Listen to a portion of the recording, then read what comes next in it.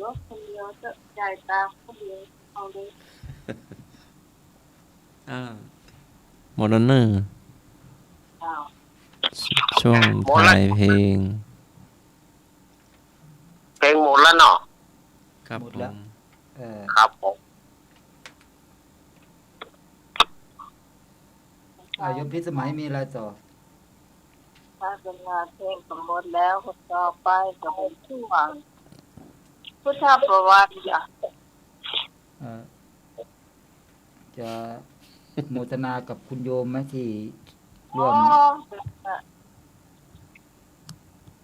ปกติเนาะ ที่จะเอาหลังจากตอบปัญหาธรรมะ ไม่น่ากันเลยใช้ชื่ออยู่เที่ยวสามีคนก่อน ได้ชื่อไหนที่ผ่านมาหรือว่า ในชีวิตที่ผ่านมา เยอะเลยไม่ไหวก็ เอาที่เฉพาะสำคัญที่เป็นโอนสตางค์ เสียงโยมใหม่ค่อยๆมา เสียงน้ำใหม่ค่อยเนอะเอาเฉพาะที่สำคัญ โอนที่ จำไม่ได้ โอนสตางค์มาตังค์เราเนี่ย ได้ยินละ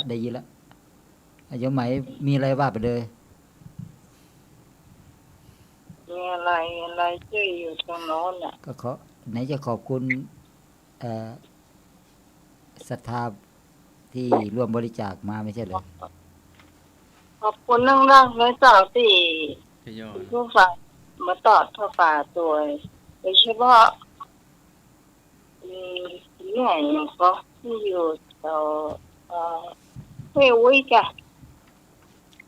สองท่านน่ะที่อยู่แถวใกล้ๆวัดเสด็จ แล้วเสียง นี่เป็นเจ้าว่าเจ้าเขียนเจ้าขึ้นเหมารถมา2 คนพี่น้องโอ้ใจเกิน100จะใจเจ้าเพราะว่าฟังรายการนี้มาตลอดแต่ว่าผมได้โทรเนาะขอบคุณนะเจ้าขอบคุณแล้วก็ขอบคุณพี่ตากมลก่อนกมลเจ้าก่อนกมลเสียจางเนาะขอบคุณพี่สารีต้นตอนะเจ้าขอบคุณคุณลุงพนมเกียรติแก้วปุกนะเจ้านี่อยู่บ้านฝาหัวในบุดานะเจ้าบุดาแก้วนะเจ้าที่ช่วยเหลือที่ตังมา300 ตาแล้วก็น้ำของที่เสียงนะเจ้าแล้วก็ยังมีต่อจากนั้นก็อันนี้ไม่เห็นหน้าเป็นข้างนอกก็จะเป็นของ อิสุรีแล้วครับ ทั้งแม่หลวงจันตากับศรัทธาเจ้าบ้านก็ทำส้มตำเนาะลงทานส้มตำกับ ครับ อสมคัดกรอง2 จุดเนาะทางเข้างานกับตรงหน้าศาลาเนาะ ครับ อสมอ่าช่วยคัดกรองเนาะวัดอุ เจ้า ณห วันนั้น ภูมิ อันนี้ตามผลไม้นี่จะมีตั้งแต่เมื่อเช้ามาก็จะมีข้าวต้มนะเจ้าข้าวต้มตั้งแต่เช้าเลยนะเจ้าตลอดแล้วช่วงเมื่อตอนนี้ก็จะมียำไก่ลาบปลาต้มตำนะเจ้า ครับผม ก็จะติดหมาล่านะเจ้าวันนี้จะเป็นของทางน้ำใหม่เอาไปนะเจ้าแล้วแม่แดงก็ได้แล้วแม่แดงนี่ได้หอมสตางค์1,000 บาทต่อยอดแล้วก็ทางของกินเป็น500เลยเจ้าส่วนของเฮาทั้งหมดเลยเจ้าคนละปันกันหมดเลยเจ้าหรือว่าอาจารย์นิพนธ์เนาะจะมัก ไม่เลยเจ้าน้องไม้เจ้าตำแหน่งแนวลักเจ้าแล้วก็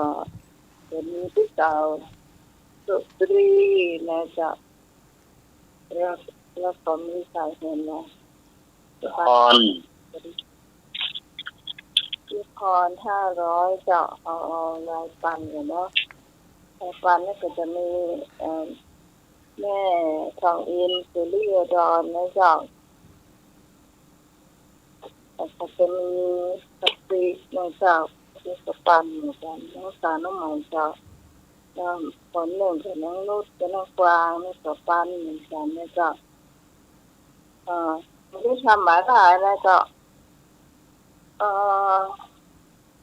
ผมท่านหนึ่งก็เป็นลูกเปล่านี่จะ500เล่นเล่นมานะเจ้า นี่อาจารย์เพิ่นออนไลน์มาทางนะครับแล้วนะครับครับส่งอาจารย์แล้วครับ เจ้า ขอบคุณนะครับ แล้วก็พี่น้อยเนาะพี่น้อยสถาปัตย์600นะเจ้าพี่น้อยที่แปะเพิ่นซื้อหยังก็บ่ฮู้แล้วส่วนตะเขานี่ก็ยังไอ้โฟกปลาซางนี่ก็มีต้องมองคือเจ้าทุกคนเนาะคือจังออนไลน์เนี่ยเขาจะได้รับบ่ได้เจ้าเนาะ ครับ ถ้ามีปัญหาก็ได้จ้ะขอบคุณไปจังแม่ทับทิมจันทราบุญวงศ์นะเจ้าหรือถ้าน้องใหม่ขอไปเนี่ยเพิ่นก็จะความทำบุญมาตลอดนะเจ้าขอบคุณมากๆนะเจ้าเนื่องกันว่าสิจ้ะเจ้าใส่แสนตอนนี้ แล้ว ก่อน ก็นานทินก็บอกว่าลงทานวัดอะไรนะวัดเดิมที่แกอยู่เนาะ ก็ทางกายเหรอ วัดหนองกายเนาะลงทานวัดหนองกายแล้วก็ลงทานดีเจเลียวหลอนเนาะ เป็นอะไรอย่างอ่ะ เป็นเส้นนะ น้องอะไรอ่ะอาไทยเหรอ น่าจะใช่อะเป็นเส้นนะเป็นกล่องเนาะเป็นกล่องใสเนาะ อาไทยนี่คือของเรือหลอนเนาะ ผั เจ้า ดไทยผัดวันนั้นน่ะ สำเนียงเจเนี่ยเอารักได้ทานเนาะได้สันเนาะ พี่สาวสุรีนะจ๊ะปอเปี๊ยะอร่อยมากนะจ๊ะ กับปอเปี๊ยะ ได้กินที่ห้านแต่ว่าเอาปิ้งไม่กินบ้านเจ้าพอดีเปิ้นพี่สาวเปิ้นกันหรือว่าญาติเปิ้นน่ะเปิ้นบอกว่าเอาเฮือน้องใหม่ที่บ้านเลย โอ้ ยัดใส่กระเป๋าก็เจ้าอร่อยเลยทำได้อร่อยมากเจ้า แล้วก็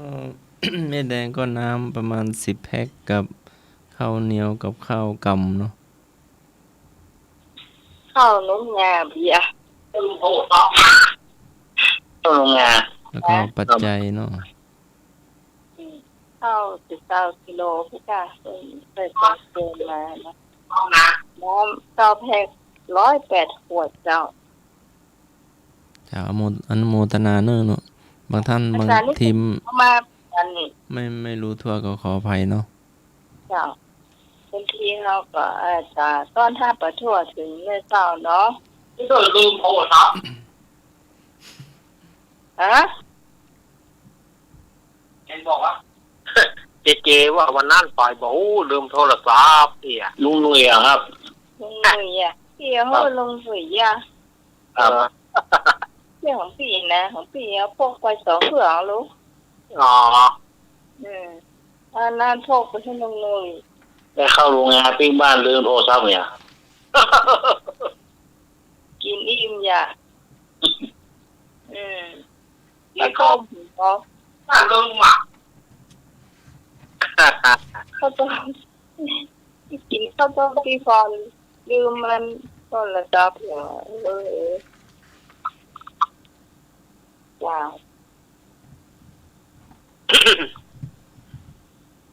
มันก็ใช้ได้อยู่นะมันมีซิมจ้ะ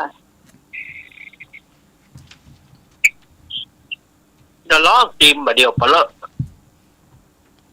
เนาะไอ้หนูไปอยู่ใกล้ซิมน่ะแม่เหรอ นี่ไงอะซิมมาเดียวมันไปเลยไปเตยอย่างเงี้ยเนาะ จ้ะ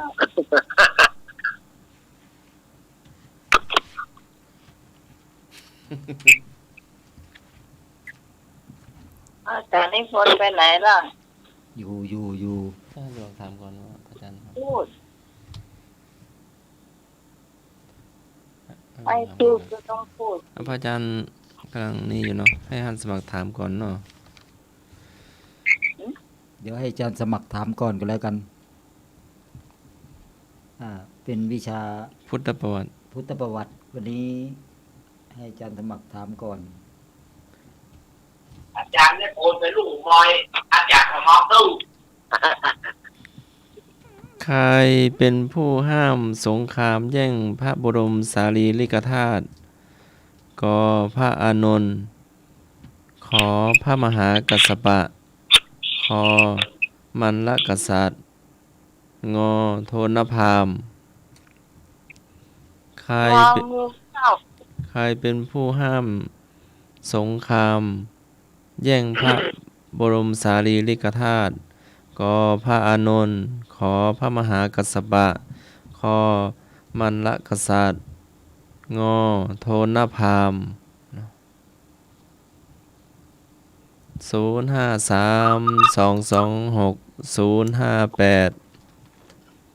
เอา อ้าวมาทางสายน้ำมันเนาะ นักการเจ้า เจ้า พี่พร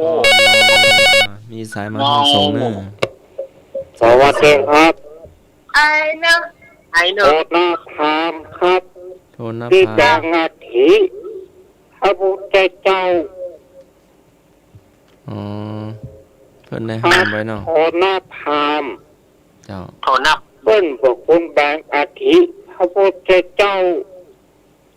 อ๋อ โอ้ ไอ้ โห ไอ้นึกทันเห็นเนาะ ปัตตันครับปัตตันขออ่านประวัติเปิ้น อ๋อ โยมนึก ไม่มีจุดตามหลังกะ บึก โอ้ นี่แค่ถามว่าไม่มีจุดตามหลังเหรอ ตาม ไปเล ปล่ ย อยไปตัด มีสายที่3เนอะเจริญพร เจ้า เอาข้ององูเจ้า เจ้าพี่เจ้าตอง เจ้าเจ้า ไม่ต้องเหรอ ท่านเนอะวันนี้นะ ไม่ต้องใช่ไหม ครับผม พี่ตองปลาโบสัมปี อืม โอ้โหมาแถมโอ้โห เจ้า เจ้า เจ้า แม่บูนงองูเนาะ งองูนั่งงอก็งอง องูกล้าแม่บูน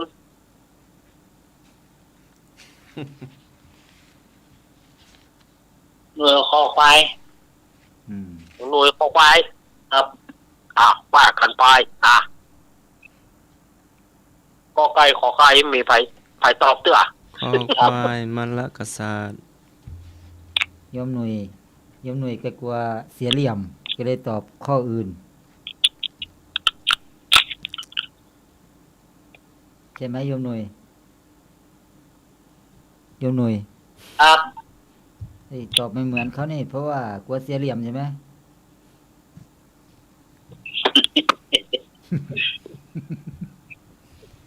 หัวเราะอย่างเดียว เนี่ยผมเยอะที่ปุ่นสถานีวิทยุนะ เจตอบอะไรเจ นี่วิทยุเป็นที่เปิงเนี่ย มีวิทยุเป็นที่เปิ่งบอกเนี่ย เจว่าไงเจตอบข้อไหน งองูครับงองูเหมือนกัน อ๋อ เจ้า สอง โอ้ เจ ยพรา ส ห อ ม ง ณ์ เจงองูเนาะ โอ้ พราหมณ์ โอ้โห อันนี้กระเดียว อีมาล่าธนาเจเจว่าก่อนเอาสิไปผมละ นะที่สมัยเอาที่สมัยที่สมัยข้อไหน ว่าก่อนเปิดนะงงอ่ะ งูอ่ะการ ท ตอบตอนไหนไม่เห็นได้ยินเลยโยมไหม ำสอบก่อนเปิดก่อนที่คอนจะมาก่อน ตอบก่อนแต่กี้พี่หมายตอบก่อนแล้ว ขอให้พิษกันเถอะอาจจะมีลูกหลอกก็ได้อาจารย์สมัครแกหลอกเก่งนะ แน่ใจแล้วถึงตอบ เดี๋ยวอาตมาจะถามมั่งเดี๋ยวแน่ใจเรื่อยๆนะ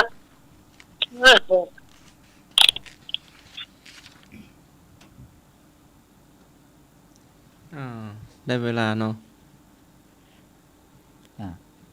เพื่อเป็นการ เป็นการ ครับ เสียเวลาก็ อาจารย์สมัครเฉลยเลยครับ ใครเป็นผู้ถาม ใครเป็นผู้ห้ามสงคราม แย่งพระบรมสารีริกธาตุตอบโทนพราหมณ์ข้ององู เอาเอ เก่งกันทุกคนเนาะ1 2 3 4 5 คนเลยวันนี้ตอบ ห้า เก่ง คน มีไม่เก่งคนเดียวคือโยมหนุ่ย ครับ เพราะว่าที่ทั้ง5 คนน่ะ มีบางคนตอบก็เก่งเหมือนกันแหละ แต่เวลาตอบจริงๆเนี่ยไม่เก่งเลยก็มีอย่างโยมนึกนี่ มาทีหลัง แต่เวลานอกรายการนี่เก่งมากเลยมาที่2เลยนะ แต่เวลาที่ตอบเอาสตางค์นี่มาเกือบสุดท้ายเนาะ เดินตามเดินตามกันกับ2Jเลยนะโยมหนุ่ยนี่นะโยมนึกนี่นะเอาละคำตอบที่ถูกต้องก็คืององูโทนพราหมณ์ซึ่งว่าโทนพราหมณ์นั้น ครับ ก็พยายามไปห้ามทัพ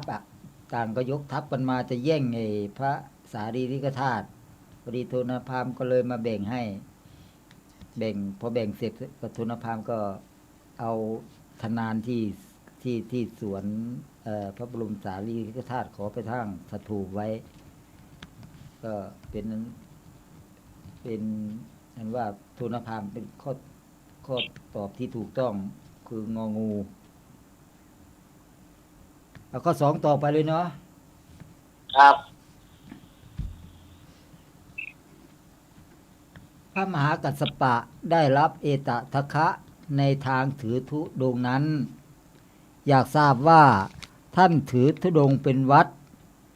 ท่านถือกี่ข้อกอไก่2 ข้อ ขอไข่3 ข้อกอควาย4 ข้ององู5 ข้อ พระมหากัสสปะได้รับเอตทัคคะในทางถือธุดงค์นั้น อยากทราบว่าท่านถือธุดงค์เป็นวัด ท่านถือกี่ข้อกอไก่2 ข้อ ขอไข่3 ข้อคอควาย4 ข้ององู5 ข้อ เชิญตอบได้เลย เอาตอบมาเลยศรัทธาญาติโยมมาแล้ว เจ้า สมัยเราบอกว่าสีก็เจ้า เจ้าก่อน ใครชื่ออะไรตอบด้วย พี่พร พร มีสายมาเนอะ พรพระเจ้า เจอ เจ้า เจ้าส่งปีกระตอบข้อคอควายเจ้า ขอควาย โยม เจ้า เจริญพร โยมนี่ชอบตอบตามกันเนาะคนแรกตอบอะไรก็ตอบอย่างนั้นนะคนแรกใครตอบโยมหมาย พรครับผม โยมพรใช่ไหม ครับครับผม อ่า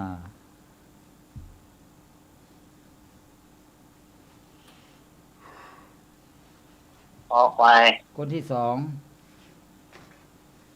เมื่อกี้คอควายใคร คนที่2ใครโยมหนุ่ยโยมตอง ผมว่าขอควายครับ โยมตอง โยมตองคอควายกับโยมพร ครับ เนาะ2 คน คอควายครับ ควาย2 คนแล้วเนาะ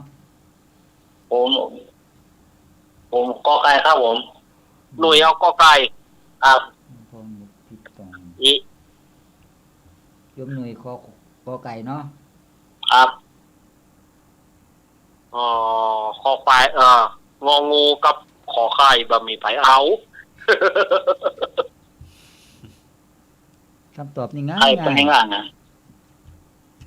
ขอไข่กับงองูยังไม่มีไผ่เอาชื่อแม่บุญเจเจโยมนึกอยู่ไหนมาตอบดิอยู่ไหนกัน อ้าวมาแล้ว แล้วไผ่ สวัสดีครับ อ่า ไอ้นึก โยมนึก มา โดยพี่พรครับโดยพี่พร เอา อ่า ขอควายเนาะ โยมนึก ครั เนาะ บโดยพี่พรนะครับข้อควายนะครับ ครับผมไอ้นึกขอควายออกไปเข้าแน่ โยมกรกมลดอยน้อยพัฒนาอยู่ไหนเนาะฟังหรือเปล่าเนาะ ออกมาได้เนอะ เจ้าไม่เอาขอไข่นะเจ้า ไม่สมศรี เจ้า ขอไข่ขอไข่เอา โยมตองใช่ไหม แม่สมศรีลุมวัด สี แม่สมศรี ลุมวัดไฟเห็ แม่ น สมศรี สมวัด แม่สมศรีอยู่ร่วมวัดไหนนี่ วัดไฟเห็น อะไรครับ ขอไข่ใช่ไหม ครับออก อ้าวมีสาย ข้าง มา งองูเนอะข้างงองูมีให้เอาเจ้าเจ้าสวัสดีเจ้า ตอนนั้นพัฒนาจ้าเอาขอควายจ้าต้องไหน จ้า จานิพนธ์ไม่ต้องแซววันนี้นิพนธ์ไป เจริญพ ฉีด ร วัค เจ ซีน ริญ มา พ เลย รนึกว่าไม่ฟัง ปวดแขนมาก ตอบข้อไหนโยม คุณนายคะ ตอบข้อไหนโยมกรกมล น้องไหมพี่กรณ์ ค่ะค่ะ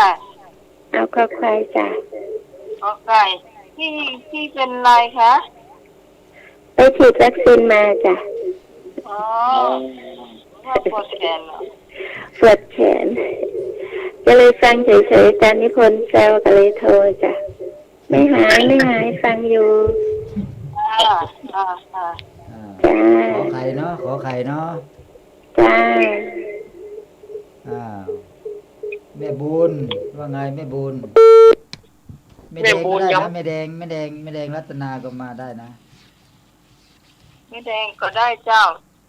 ยายแดงตอมไม่เหกำเนอยายแดง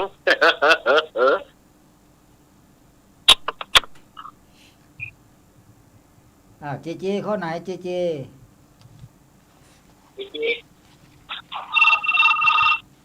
ข้ององูเจข้ององูอาจารย์นิหลวงพ่อนิพนธ์ เจเจงอ เจงองูครับผม เจ้า แอคคอนยังมีแต่เอาเตอร์ งองูกะ โอ้ติดเพิ่นมีแต่เอานั่นน่ะ งองู มัน กะ มีเอาหมดแล้วนะโยมกอไก่ขอไข่คอควายงองูก็มีแล้ว ว่าไปเลยแม่บุญ แม่บุญเอาข้อไหน เอาไปเลย แม่บุญว่าไปเลย โอเค เอาไข่เอาไข่ ขอไข่ในเล้า แม่บุญขอไข่ในเล้าเนาะ ดีเจ้า นั่นมาเกี่ยวงานนะเจ้า โอ้มาแล้วได้สุดที่เจ้า เจ้า แม่ยัง แม่บุญเขียวข้อ แม่ อย่าง บัว เจ้า เขียว งงูเจ้าง องูเนาะ แม่บัวเขียวดอยสะเก็ด อย่างเจ้า เจ้า บัวเขียวโดอยตะเกียบเนาะเจริญพรโยมบัวเขียว เจ้า นี่เป็นอยู่หมู่สองบ้าน มีอีกไหมจะเฉลยแล้ว แม่ห้อยเงินเจ้าแม่ห้อยเงินหมู่สองเจ้า คอควายมีโยมหนุ่ยคนเดียวใช่ไหม พี่พร เออ พี่พร โยมพรโยมนึกโยมตองโยมหนุ่ยกอไก่ขอไข่มี3 คน เจ้า แม่ตัวเย็นแม่เขียวเนอ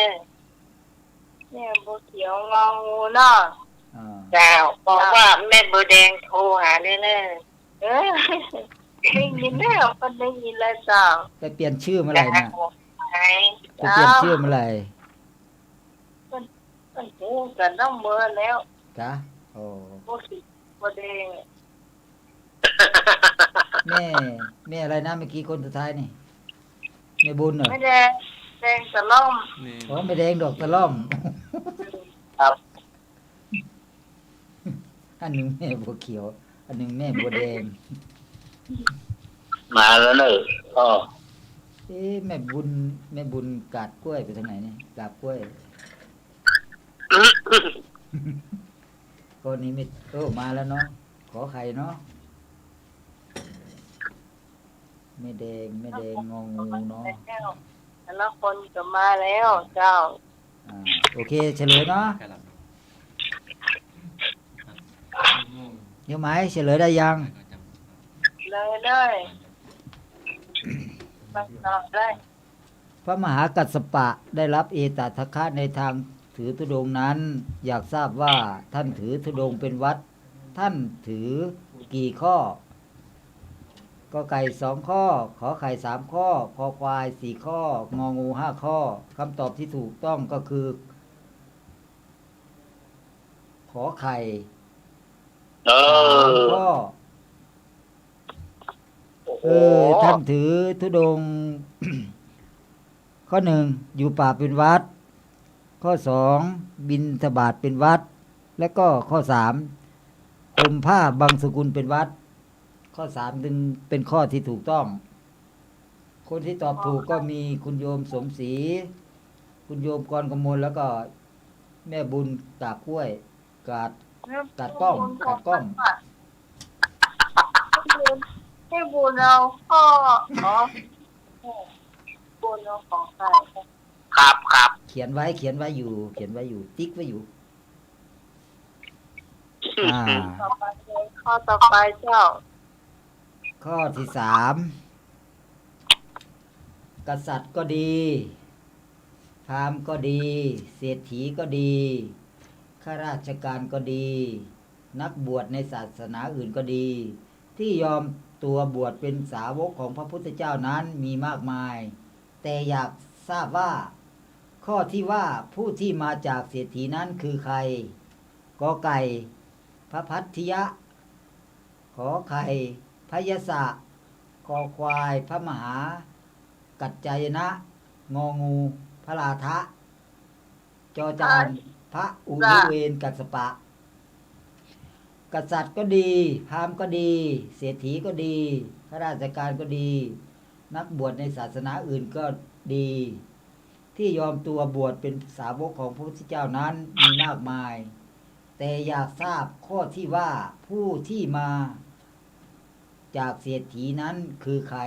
กอไก่ พระพัทธิยะ ขอไข่พยสะคอควายพระมหากัจจายนะ งองูพระราทะ แล้วก็แถมมีข้อหนึ่งจอจานพระอุรุเวนกัสสปะ ข้อไข่มาเลยเจ้า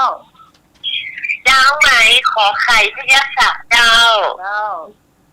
ขอไข่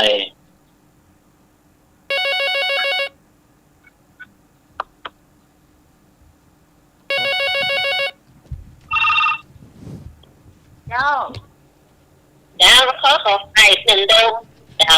เจ้า เอาขึ้นขอไข่ตัวคนเด้อ เจ้า เจ้า คนสื่อจะเบิ่งเอาขอไข่ตัวคนไอ้นอกขอไข่เนาะ เจ้า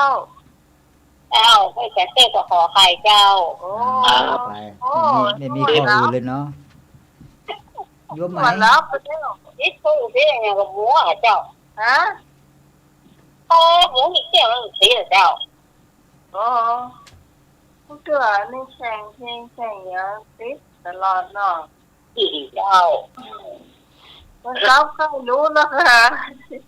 เจ้าเจ้าขอบคุณเจ้าเจ้า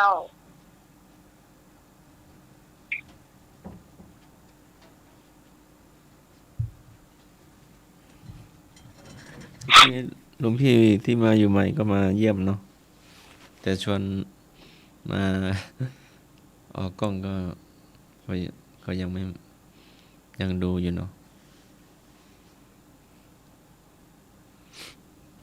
เดี๋ยวตอนนี้ก็อันขอตัวไปจำวัดละ กษัตริย์ก็ดีพราหมณ์ก็ดีเศรษฐีก็ดีข้าราชการก็ดีนักบวชในศาสนาอื่นก็ดี ที่ยอมตัวบวชเป็นพระสาวกของพระพุทธเจ้านั้น มีมากมายแต่อยากทราบข้อที่ว่าผู้ที่มาจากเศรษฐีนั้นคือใครกอไก่พระพัทธิยะขอไข่พยสะคอควายพระมหากัสสังกัจจายนะงองูพระราทะจอจานพระอุริเวนกัสสปะมีอีกไหม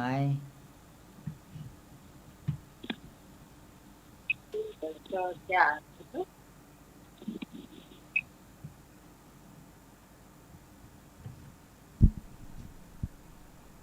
ฮัลโหลฮัลโหล ออกเฉลย พอแล้วเนาะยมไหมยมไหม เจ้า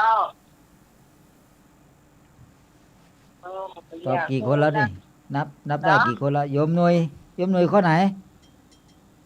ผมขอแก้ครับผม กอไก่มีแปลกๆมาอีกแล้ว ครับ กอไก่พระพัทธิยะเนาะ ครับ ขอไข่พยสะคอควายพระมหากัจจายนะงองูพระราทะจาจานพระอุรเวนกัสสปะ ตอนล่างถูกกระบวนข้อค่ะ อยู่ใหญ่จุง เจตอบข้อไหนเจ ก็ใกล้เจ๊ รับไปแล้ว ฮะ โอ้ไปแล้ว โยมนึก เจพิธานีเจ้าล่ะ รับไปแล้ว รับโกนแล้วเนาะ มาล่ามีนะบะโซละ กษัตริย์ก็ดีพราหมณ์ก็ดีเศรษฐีก็ดีข้าราชการก็ดีนักบวชในศาสนาอื่น ก็ดีที่ยอมตัวบวชเป็นพระสาวกของพระพุทธเจ้านั้นมีมากมาย แต่อยากทราบข้อที่ว่าผู้ที่มาจากเศรษฐีนั้นคือใครก็ไก่พระพัทธิยะนี่เป็นกษัตริย์ พระมหากัจจายนะก็เป็นข้าราชการพระราทะก็เป็นพราหมณ์จอจานพระอุรเวนกัสสปะนั้นก็เป็นนักบวชคำตอบที่ถูกต้องก็คือขอไข่พยสะนี่เป็นเศรษฐีเนาะคำตอบที่ถูกต้องก็คือขอไข่พยสะ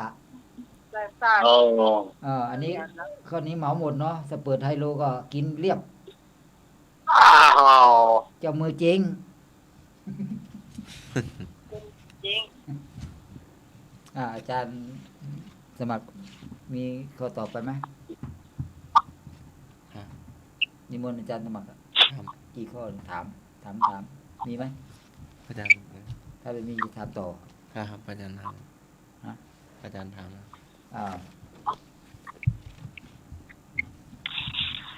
คำถามข้อที่เท่าไหร่โยมไหม สี่มั้ง ข้อที่สี่เนาะคำว่าพุทธบุคคลมีกี่ประเภท ถามง่ายๆคำว่าพุทธบุคคลมีกี่ประเภทกอไก่3ประเภทขอไข่4ประเภทคอควาย5ประเภทงองู6ประเภท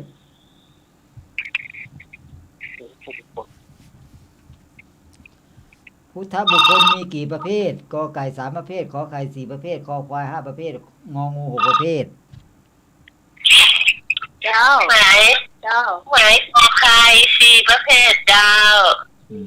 โยมพร4ประเภทเนาะดู เข้ามาได้ในเจ้า053 ตอนขอไปละ 1 5เจ้าที่เขาก็ลืมบอกหมายเลขโทรศัพท์เจ้า เจ้าพี่ส่งก็เอาข้อขอไข่นะเจ้า ขอใครในเรา น นั่นก็แจกไข่หรอ 13 ถุงก่อนเนาะ ครับ ไม่ได้ไป2 คนเนาะ อยากฟังโยมพิสมัยจะตอบว่าข้อไหนเนี่ย จะตอบเหมือนเขาก็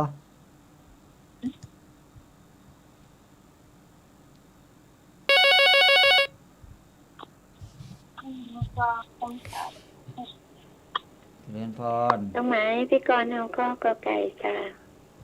ก็ไก่ ก็ไก่โยมกรกระมวลเนาะ จ้า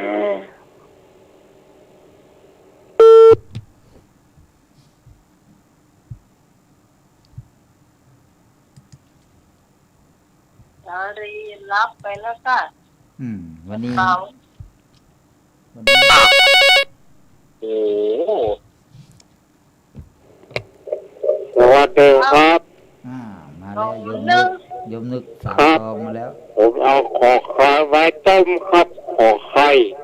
เอาไว้ต้ม ขอใครเอาไปต้มบ่ เจ้า ขอไข่มีโยมนึกบวกอีกหนึ่งเป็น3 คนแล้วเนาะ ครับขอบคุณครับ โอเค ไม่มีจุดเนาะ วิก่อน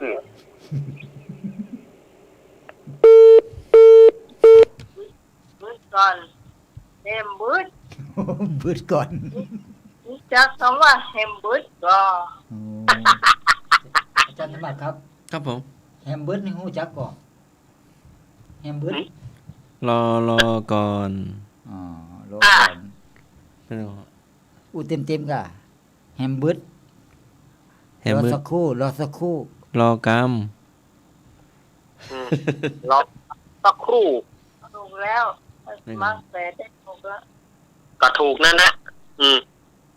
ถูกก็อาจารย์นีนรักษ์แฮมเบิร์ดนี่ ครับ ครับ แฮมเบิร์ดวันพุ่งเหรอ แต่เบื่อมาพูดเลย ดีเลยโอ้คนถูกอ่ะคือวันที่มาแบบ แฮมเบิร์ดวันพุ่งแฮมเบิร์ดวันพุ่งหวยไม่ออกแฮมเบิร์ดวันฮือวะ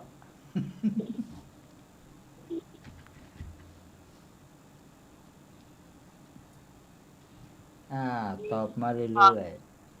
ที่จะตอบพอสุดท้ายนะ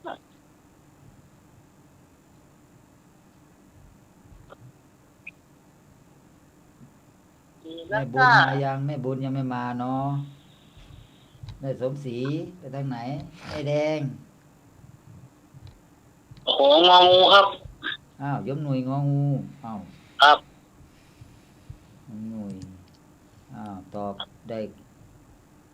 ด้3 ข้อแล้วคอควายยังไม่มีคนตอบเลย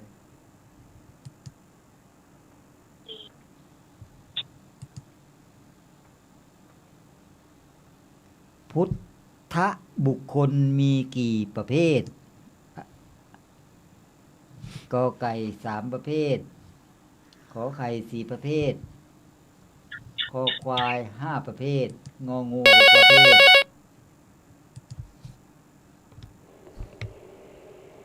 เจริญพร เจ้าข้าเจ้าอคอควายเจ้า คอควายมาแล้ว ใครตอบคอควายครับ เจ้าไหนเจ้า จาก ปรีเจ้า เอาสวัสดีครับ เจ้าเอาคอควายนึกเจ้า โยม มันเป็นงานตัว จุลีบอกสร้างอยู่ไหน เจ้า โยมจุลี ขอบคุณนะครับ บอกสร้าง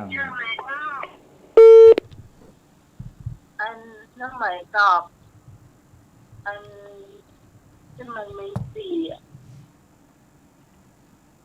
ตอบที่มี4 ขอไข่ใช่ไหมกอไก่3 ขอไข่4 คอควาย5 งองู6โยมไหมตอบข้อไหน มันไม่4อ่ะ นั้นก็ขอไข่ อีกก็ขอไข่ เพราะว่ามันมีเท่าไหร่กี่ข้อ ฮะ มันมีกี่ข้อก็ ขอไข่ไม่สี่ ไม่มีอ่ะเห็น กอไก่มี3 ประเภท ขอไข่4ประเภทคอควาย5ประเภทงองู6ประเภทฟังดีๆนะโยม ครับพี่ พุทธบุคคลมีกี่ประเภทคำว่าพุทธบุคคลมีกี่ประเภท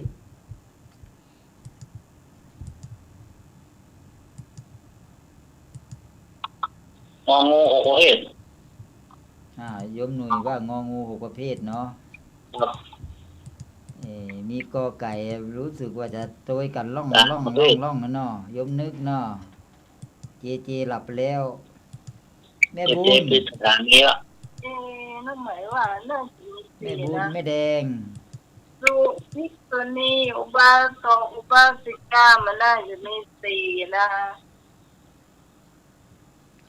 ว่าเอานับไปเลยอ่ะดู นับ ว่า ไปนับไปครบกันแล้วกัน หน้าผมเลยหมอมแยกที่เข้าอะ พุทธบุคคลมีกี่ประเภท แปลแบบได้กี่เล่มไปใช่ไหมก็เลย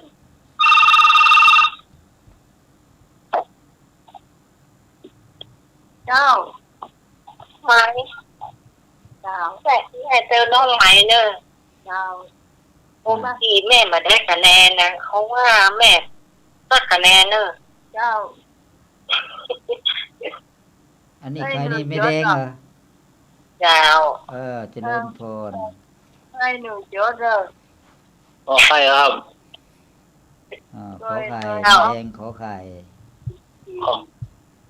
ขอไฟไม่แดง ขอไข่1 2 3 4 5คนแล้วนะขอไข่นะกอไก่คนเดียวคอควายคนเดียวงองูคนเดียวอาจารย์สำเนียงรักษ์ตอบให้ชื่นใจหน่อยดิเอาข้อไหน ครับผม สำ ผ เนีย ม ง เอาก็ไก่ สำเนียงรักษ์กอไก่เนาะ ครับ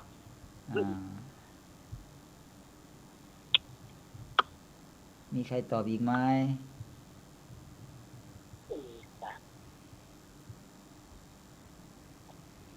โอ้เมาแล้วงองูอีมาก็ไก่เด้อ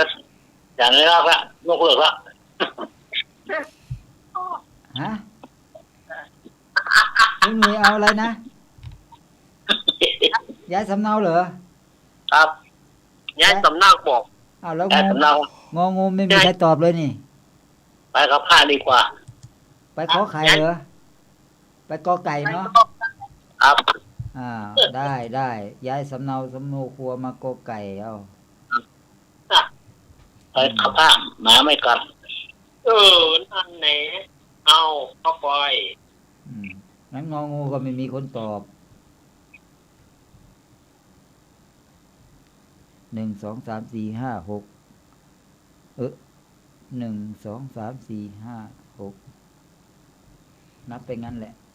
กอไก่มี3ประเภทขอไข่4ประเภทคอควาย5ประเภทงองู6ประเภทคำว่าพุทธบุคคลพุทธหมายถึงอะไรพุทธพุทโธหมายถึงอะไรคิดดีๆนะ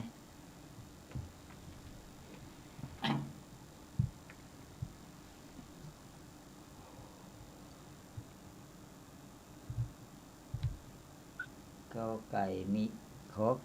กอไก่มีอยู่สามท่านขอไข่มี5ท่านคอควายมี1ท่านงองูย้ายสามโนครัวไปอยู่กอไก่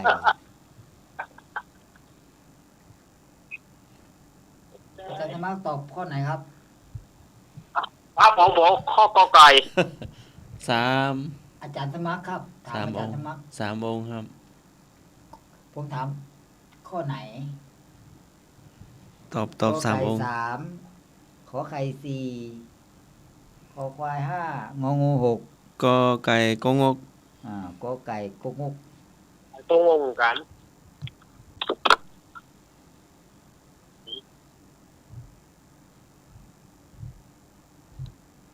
ถูกผมสักคำเถอะ เลยได้แล้ว เฉลยเนาะ พุทธบุคคลคำว่าพุทธพุทโธพุทธังก็หมายความว่า ผู้รู้ผู้ตื่นผู้เบิกบาน บุคคลหมายถึง ไม่ว่าจะเป็นกษัตริย์พราหมณ์แพทย์สูตรอะไรเนี่ยถ้าเป็นพุทธะถือว่าเป็นพระพุทธเจ้าอะไรพวกนี้ถือว่าตรัสรู้สัจธรรมโดยแท้จริงนั้นมี3ประเภทก็คือกอไก่3ประเภทนั้นก็มี1พระสัมมาสัมพุทธะ2พระปัญเจกพุทธะ3พระอนุพุทธะมี3ประเภทอุบาสกอุบาสิกาก็ไม่เกี่ยวเพราะว่าอันนั้นก็เป็นอนุพุทธะถือว่าเข้าในอนุพุทธะพระปัญเจกพุทธะนี่ก็ตรัสรู้เองเหมือนกันแต่ว่าไม่สามารถแจกแจงแยกแยะให้เป็นอะไรล่ะเขาเรียกว่าให้ข้อปีกย่อยให้เยอะๆได้แต่พระสัมมาสัมพุทธะนี่แจกแจงได้ละเอียดคือแสดงอภินิหารอะไรได้อนุพุทธะก็เป็นพระสาวกของพระพุทธเจ้าเนี่ยตรัสรู้ตามพระองค์ก็เป็นอนุพุทธะเป็นถือว่าเป็นผู้รู้ผู้ตื่นผู้เบิกบานเหมือนกันปัญเจกพุทธะก็ตรัสรู้เองเหมือนกันแต่จะบรรยายพระธรรมให้เหมือนกับพุทธเจ้านั้นไม่ได้ฉะนั้นเขาตอบข้อกอไก่3ประเภทจึงถูกต้องก็มีคนตอบถูกก็มีอยู่2 คนครึ่งมีคุณโยมกรกมลคุณโยมอลักษ์อาจารย์สำเนียงอลักษ์แล้วก็คุณโยมหนุ่ยก็แล้วกันได้ครึ่งหนึ่งเพราะว่าย้ายมาจากงองูครับก็พอใจเนาะโยมหนุ่ยเนาะตอบถูกเนาะทำไมถึงต้องเป็นเราดีแล้วที่เป็นเราดีกว่าเป็นคนอื่น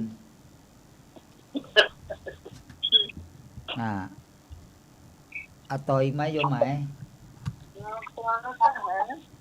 หรือจะพอสมควรช่วงเรานิทานต่อนั่นก็แปลว่าวันนี้คำถามก็พุทธประวัติก็ขอจบเพียงแค่นี้เนาะ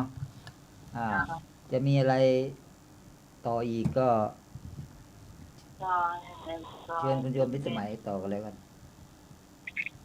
ต่อไปก็จะเป็นสำเร็จเอาลักษณ์และเจ้านิทานมาแล้วเนอะช่วงของการเล่านิทานวันนี้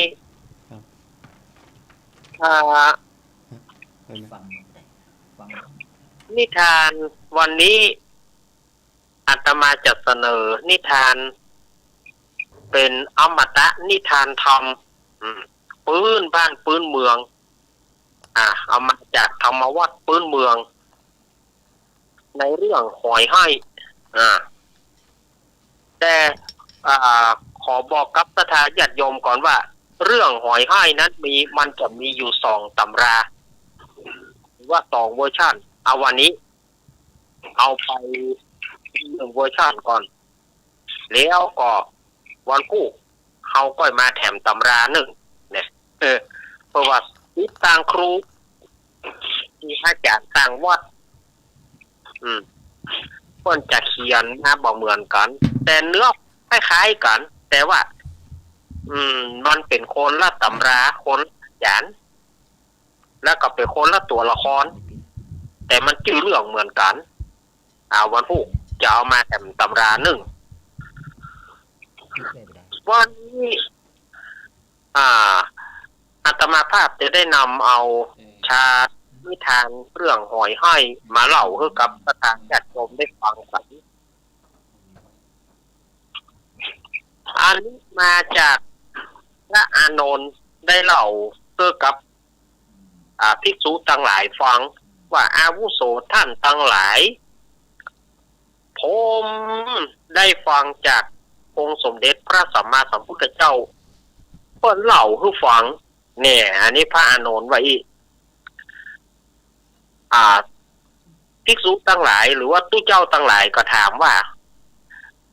องค์สมเด็จพระสัมมาสัมพุทธเจ้าเล่าเรื่องอย่างที่ท่านฟังเพิ่นก็ได้ปรารภถึงเศรษฐีสองผัวเมียในสมัยนั้นองค์สมเด็จพระสัมมาสัมพุทธเจ้าเพิ่นก็บอกว่าอาติเตกาเลในกาละอันล่วงพ้นไปแล้วสมัยที่นอโพธิสัตว์เจ้าได้เกิดเป็นลูกเศรษฐีผู้หนึ่งว่านอโพธิสัตว์ก็คือองค์สมเด็จพระสัมมาสัมพุทธเจ้าเปิดได้ไปเอาสำเร็จเป็นลูกของเศรษฐีสองผัวเมียมีเศรษฐีสองผัวเมียนั้นตั้งบ้านตั้งจองอยู่ที่เมืองพาราณสีมันบอกพ้นพาราณสีเนาะกระดาษยัดเยียดในครั้งนั้นเนี่ยเศรษฐีสองผัวเมียเนี่ยมีลูกสาวคนหนึ่งลูกสาวคนนี้ชื่อว่าส้มเสี่ยวชื่อเพิ่นนะชื่อว่าส้มเสี่ยวนี่เขาจะพักถึงเรื่องของปู่เศรษฐีนี่ไว้เรื่องของงั้นลูกสาวเศรษฐีนี่ก่อนเอามาเล่าถึงประวัติเก่าประวัติเงาก่อนในครั้งนั้นปู่เศรษฐีกับย่าเศรษฐีเนี่ยเปิ้นก็ได้นับถือพุทธศาสนาเหมือนกับศรัทธาญาติโยมบ้านเฮาเนี่ยแต่ว่าจะเป็นศาสนาของพระพุทธเจ้าองค์ใดเปิ้นบ่ได้บอกเปิ้นบอกว่าในครั้งนั้นเนี่ยย่าเศรษฐีย่าเศรษฐีนี้หมายถึงภรรยาของเศรษฐีหมายถึงเมียของเศรษฐีเนี่ยชอบนักชอบหนาชอบไปเก็บหอย ชอบไปเก็บหอยตำตั้งนาได้มาตั้งหอยโค้งหอยเงือบหอยลายหอยละเงือบหอยละเงียบเอาหมดละบอกว่าจะเป็นหอยจูบหอยขี้ขมหอยดำหอยดำนี่จะเป็นหอยอย่างใดนี่อาตมาก็บอกว่าเนออันนี้เป็นว่าอีนะได้หอยมาเต็มถุงพอได้หอยมาก็เอามาขังไว้ในหม้อเสร็จเรียบร้อยแล้วพอตอนค่ำเนี่ยเศรษฐีนี่ก็ดังไฟก็คือก่อไฟเนาะเดี๋ยวอาจารย์นิพนธ์จะว่าไปจะได้ฮะดังไฟคืออะไรเนี่ยดังไฟก็คือก่อไฟนั่นนะก่อไฟพอดังไฟเรียบร้อยแล้วก็เอามีดมากกก้นหอยเพื่อจะเอาแกงก็บ้ามันจุกมาได้หรอกกกก้นนี่นะกกตัดก้นหอยเนี่ยเอามีดมากกก้นหอยก็ห้องว่าตายแล้ววันนี้ข้าจะตายแล้วแม่เศรษฐีเฮ้ยเอาข้ามาแกงเนี่ยหยังของกินอื่นๆก็มีนักมีหนาแม่เศรษฐีก็บ่ใช่การจะอยากเนี่ยหยังมาเจาะจงเอาหอยอย่างข้าบ่ใจมีตีนมีมือรู้ก้นจีฟ้าหน้าทะเลดินข้าจะกินอะไรอย่างก็หากินบ่ได้กินได้ก็ขี้คู่ แม่เศรษฐีป้อยว่า มาเอาข้าไปแกงมาโกกก้นข้าเนี่ยหยังตายหอยนี่นะให้ออกมาเป็นกำโพนว่ะแต่เนี่ยเศรษฐีเนี่ยมันบอกมันก็จัดการเอามากำหนวยกับโกกก้นมัน โกกก้นมันหอยแต่ละตัวหอยแต่ละหน่วยให้ว่ะตายแล้วเนี่ยเศรษฐีเฮ้ยของกินอย่างอื่นมีปลาเลอะปลาเตยยังบากินมากินอย่างเจาะจงอย่างหอยดำนี่หอยดำกับไปเนี่ยอย่างหื้อผายว่ะ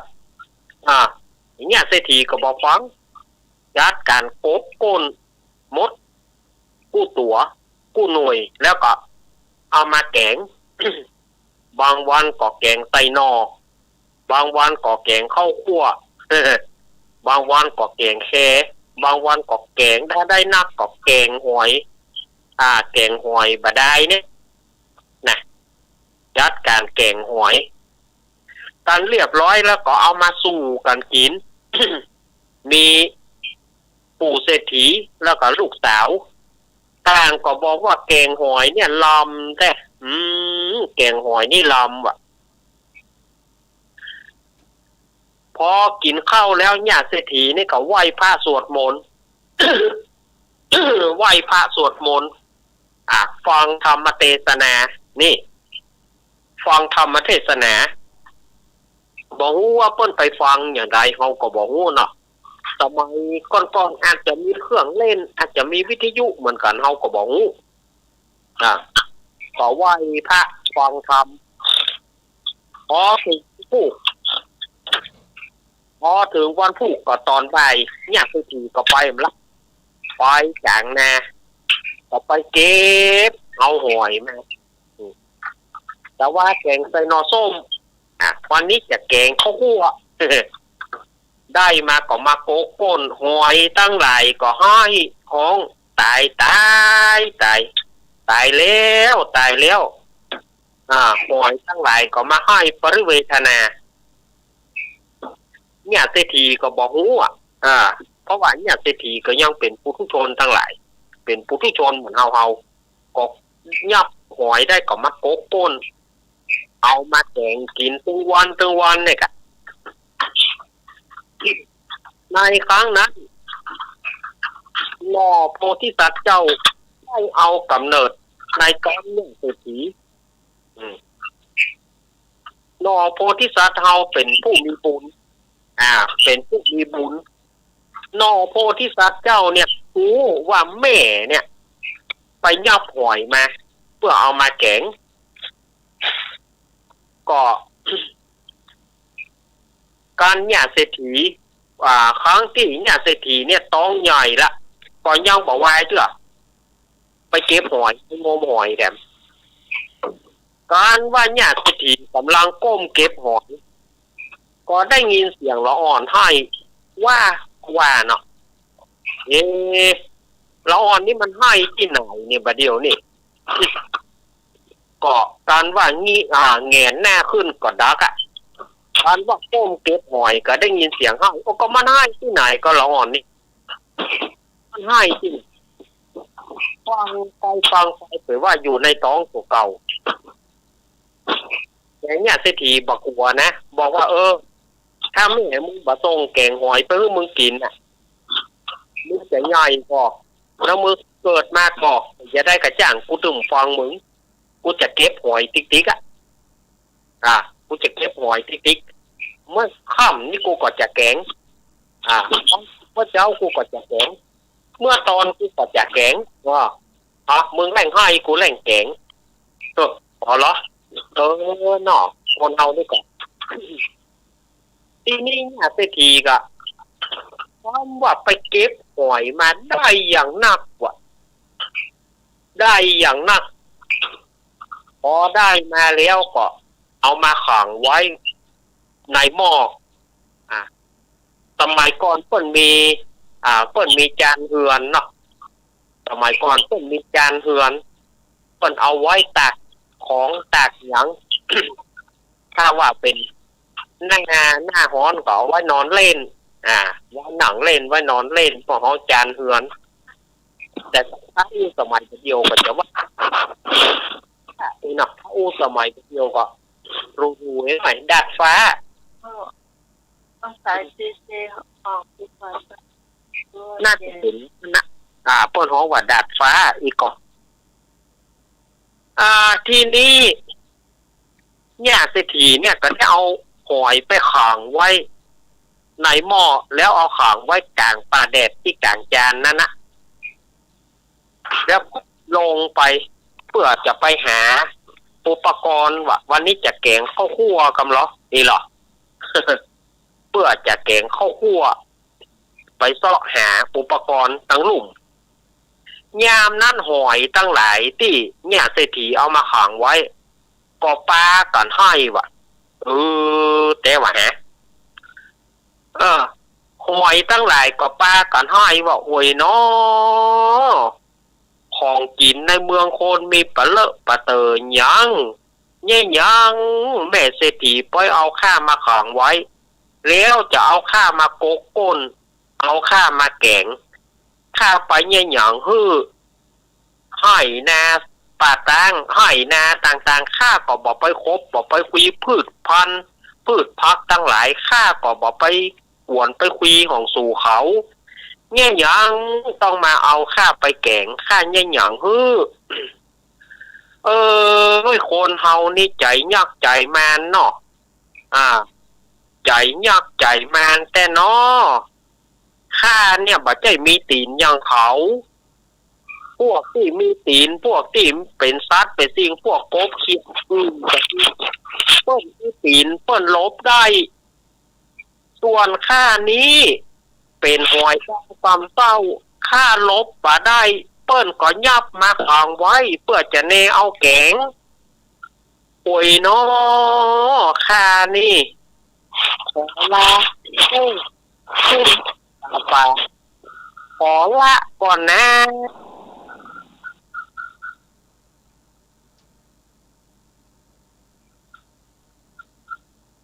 ลาก่อนเนอกบเขียดตั้งหลายขอลาก่อนเนอพวกอื่นตั้งหลายขอลาก่อนเนอ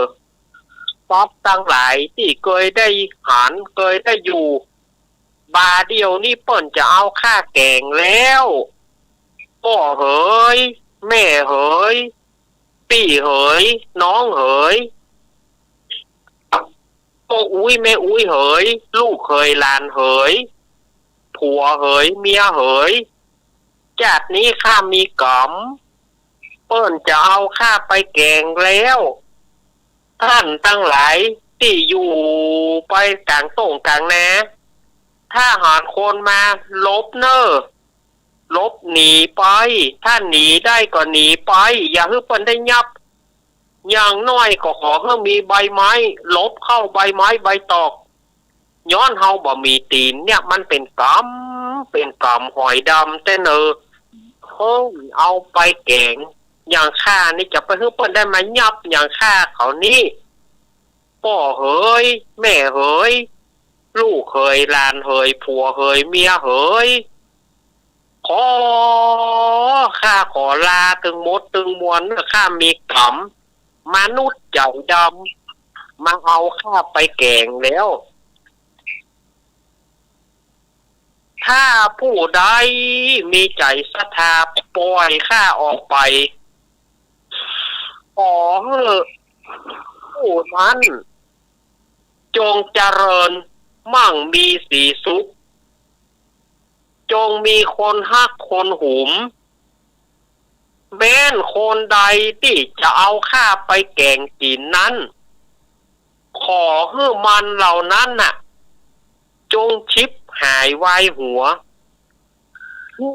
คือลงศอกที่ศอกคือลงวาเพื่อมันไปใจกรรมในหม้อนาหกเหมือนกับมันเอาข้าจ่งใส่หม้อแกงในเมืองโคนก็คือหม้อนาหกเมืองโคนนี้ ถ้าผู้ใดมีใจศรัทธาปล่อยข้าขอเพื่อเขามั่งมีสีสุขเนอยามนั้นนางส้มเสียว ซึ่งเป็นลูกสาวของเศรษฐีเนี่ยก็ไปได้ยินไอ้หยังก็เนี่ยบัดเดี๋ยวนี่มันเป็นไอ้หยังมาให้ฮือแฮ่กลางจาน เป็นไอ้หยังกันเนี่ยข้าขอไปพอก็นางส้มเสียวนี่ก็ไปเซาะฟังพอมันมีติ่นไหนเสียงให้เนี่ยมันมีติ่นไหนไปพับบ้านพับเฮือนก็บ่ปะก็เลยสงสัยลงไปพอที่กลางจานเหรอนางก็เตียวไปกลางจานก็ไปเงี่ยงหูฟังอยู่ก็ไปได้ยินหอยให้จมอยู่ในหม้อนางส้มเสียวก็ตกใจฟังโล่นมาหาแม่อีแม่อีแม่มาฟังนี่เหรอ อันอย่างอีน้อยอีแม่เฮ้ยอีแม่เอาอย่างมาขังไว้ในที่กลางจานนั่นหอย แม่มันบอกนะหอยอีแม่มาฟังนี่เหรอหอยที่อีแม่เอามาเนี่ยเอามาขังไว้เนี่ยให้กันเศร้าอย่าให้อย่างโคนนี่อีแม่ลองฟังพอเนี้ยเนี่ยเศรษฐีก็อีนี่เปล่ากำเนี่ยมาอู้ไว้อีขี้โวอีนี่โวตายฮะแต่นะอีแม่เจ้าได้ยินกับหูเลยบ่ได้หอยมาหายเนี่ยแม่กลางจานเนี่ยอีแม่ลองมาฟังเลยอีนี่หากำอู้บ่ได้ จะไปมาอู้กำที่มันบ่มีเหลืองเตอะกูเนี่ยยับหอยมาแกงตะใดละกูย่ำได้ยินมากำเตือกนางส้มเซียวเนี่ยก็บอกว่าแต่ไหนแม่หอยให้ไหนแม่บ่เจือก็ขึ้นมาฟังแหละปูตึมเจืออีนี่โวน่ะอีนี่โวตายในขณะนั้นก็มีนกจอกจับหลังคาบ้านนะนกจอกบ้านเฮาฮ้องว่านกจอกตีนก่อนนะนกจอกน้อยที่มันอยู่ต่ำใจคานะนกจอกตัวหนึ่งก็อู้ขึ้นมาแต่นะกะแม่นายเฮ้ยแต่นะกะแม่นายเรื่องนี้เป็นเรื่องจริงข้าเป็นพยานได้จากก่อนข้าเคยเป็นเศรษฐีมาก่อนข้าก็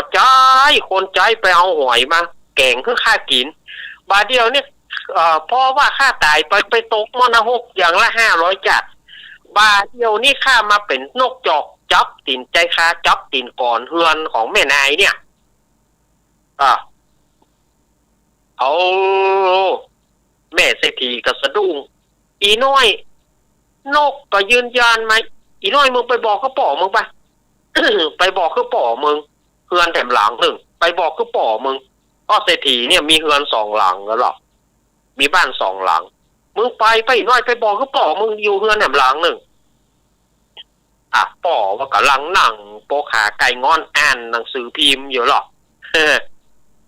ข่าวด่วนข่าวใหญ่เนาะสอนเพชรสอนสุพรรณเสียชีวิตแล้วตามมาด้วยไวยพจน์เพชรสุพรรณเสียชีวิตอีก1 รายเนาะป่อเศรษฐีนั่งอ่านหนังสือพิมพ์ฮั่นนางส้มเซียวเนี่ยก็เข้ามาหาป่ออีป้อเรามาฟังนี่เหรออันยังอีน้อย อีแม่เอาหอยมาขังไว้กลางจานน่ะที่บ้านหลังปวกหอยป้ากันห้อยฮ่าอย่างอีป้อนี่กันปูเศรษฐีก็บอกว่ามึงเอาอย่ามาอู้อีน้อยอีนี่ขี้โวตายเรากุ้มไปดูตึงไปจะไปฟังได้หอยที่ไหนมันจะมาให้ฮั่นอีนี่ขี้โวนี่กันในขณะนั้นก็มีหมาของปู่เศรษฐีเนี่ยมันนอนอยู่ปื้นตังนอนอยู่ปื้นโต๊ะที่ปู่เศรษฐีเอาหนังสือพิมพ์วางไว้แล้วก็อ่านมาที่นอนอยู่ปื้นโต๊ะน่ะก็ปากขึ้นมาอู้ขึ้นมาว่าแต่นะครับปู่เศรษฐีเว้ยจากก่อนข้าได้เป็นพระราชาเมืองหนึ่งข้าก็ได้ฮื้อเสนามาตั้งหลายไปเอาหอยมาเก่งด้วยข้าตายแล้วก็ไปตกมรณะ6อย่างละ500จัดแล้วข้าก็มาเป็นหมาของป่อเศรษฐีเนี่ย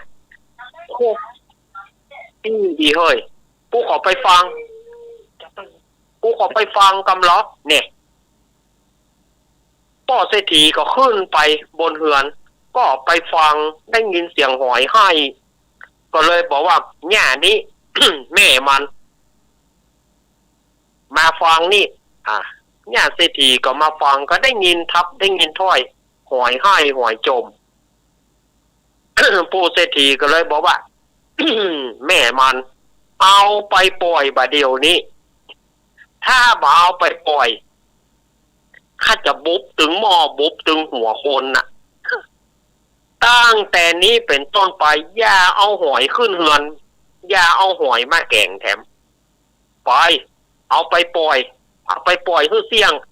เจ้นเป็นโคนนี่จะไปเอามาแถมซ้ำป.2เจ้นเป็นหอยนี่นะก็เนี่ยเศรษฐีกับแม่เสียดายจังเสียดายจัง มาเสียดายอยู่นี่ เอาไปจะเอาไปก็บอกเอาไปแต่เสียดายย่ำนี้หน้ามาเสียดายอยู่ก็เอาไปก่อนที่ข้าจะบุ๊บถึงหม้อหอยกวาดก่อนที่ข้าจะบุ๊บถึงหัวโคนเอาไปก็เลยจำเป็นต้องเอาหอยไปปล่อยเมื่อเอาหอยไปปล่อยหอยมูลนั่นได้รับอิสระก้อยไต่ไปตามตีไผ่ตีมันต่อมาฐานะปูเศรษฐีเนี่ยเศรษฐีก็เจริญรุ่งเรืองมาฝ่ายนอโพธิสัตว์เจ้าก็ได้เกิดเอากำเนิดเป็นลูกปูเศรษฐีเนี่ยเศรษฐีเมินเข้าก็ได้บวชในพุทธศาสนาได้เป็นตู้เจ้าตนดังรูปหนึ่ง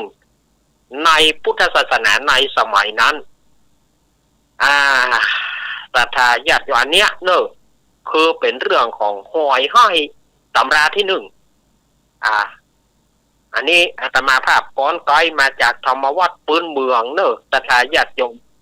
อันนี้คือเรื่องหอยห้อยวันทุกเจ้าแถมตำราหนึ่งวันทุกอาตมายังมีแถมตำราหนึ่งจะเล่าให้ศรัทธาญาติโยมได้ฟังเอาวันนี้เอาเวอร์ชันแรกก่อนเนาะเอาเวอร์ชันแรกก่อนหรือว่าอาจารย์นิพนธ์จะเสริมไหมครับผมครับผม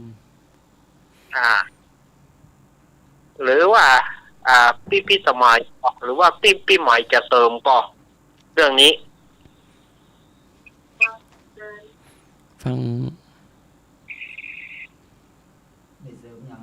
ฟังหลับไปเลยครับฟังเพลินหลับไปเลยโอ้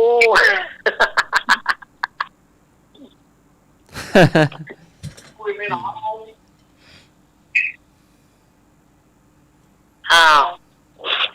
นะเจนิทานเรื่องนี้ก็สอนให้รู้ว่าอย่าไปรังแกสัตว์ก็มีหัวใจครับผม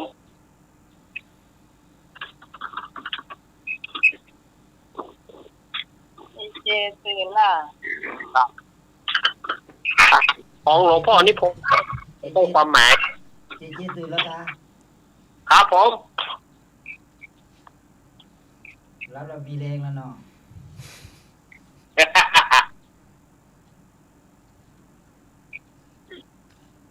เจ้าต้องต่อไปนี่เขามาเปลี่ยนเป็นน้อยหนึ่งเลยเจ้าจะทำอาหารที่จะกลายเป็นทำขนม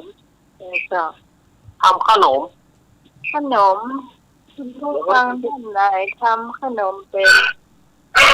มาได้เลยเจ้าวันพุธก็จะห่อจะดาแล้วลูกวันพุธก็จะห่อจะดาแล้วลูกไปเรื่องขนมก็ดีเหมือนกัน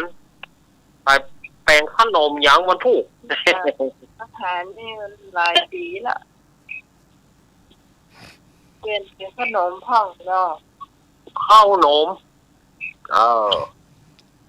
ในไม่พรปลาเต้าเนาะข้าวต้มก้นหม้อแน่วันพุธจะห่อขนมอย่างกินซะหน่อยกันเนาะได้บุญได้กี่แก่นวันนั้นได้มาได้มากี่4 กู้โอ้4 กู้ครับเจ้าของหรอไวไหมเจ้าของเปิ้นฮื้อก่อนหรอเพราะว่าก็ได้กับบัตรเปิ้นเลี้ยวอีโดได้จับบัตรเปิ้นแล้วแม่บูน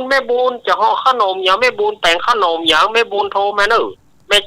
แม่อย่างก็ได้ยายพรก็ได้ไปแต่งขนมอย่างวันพุธ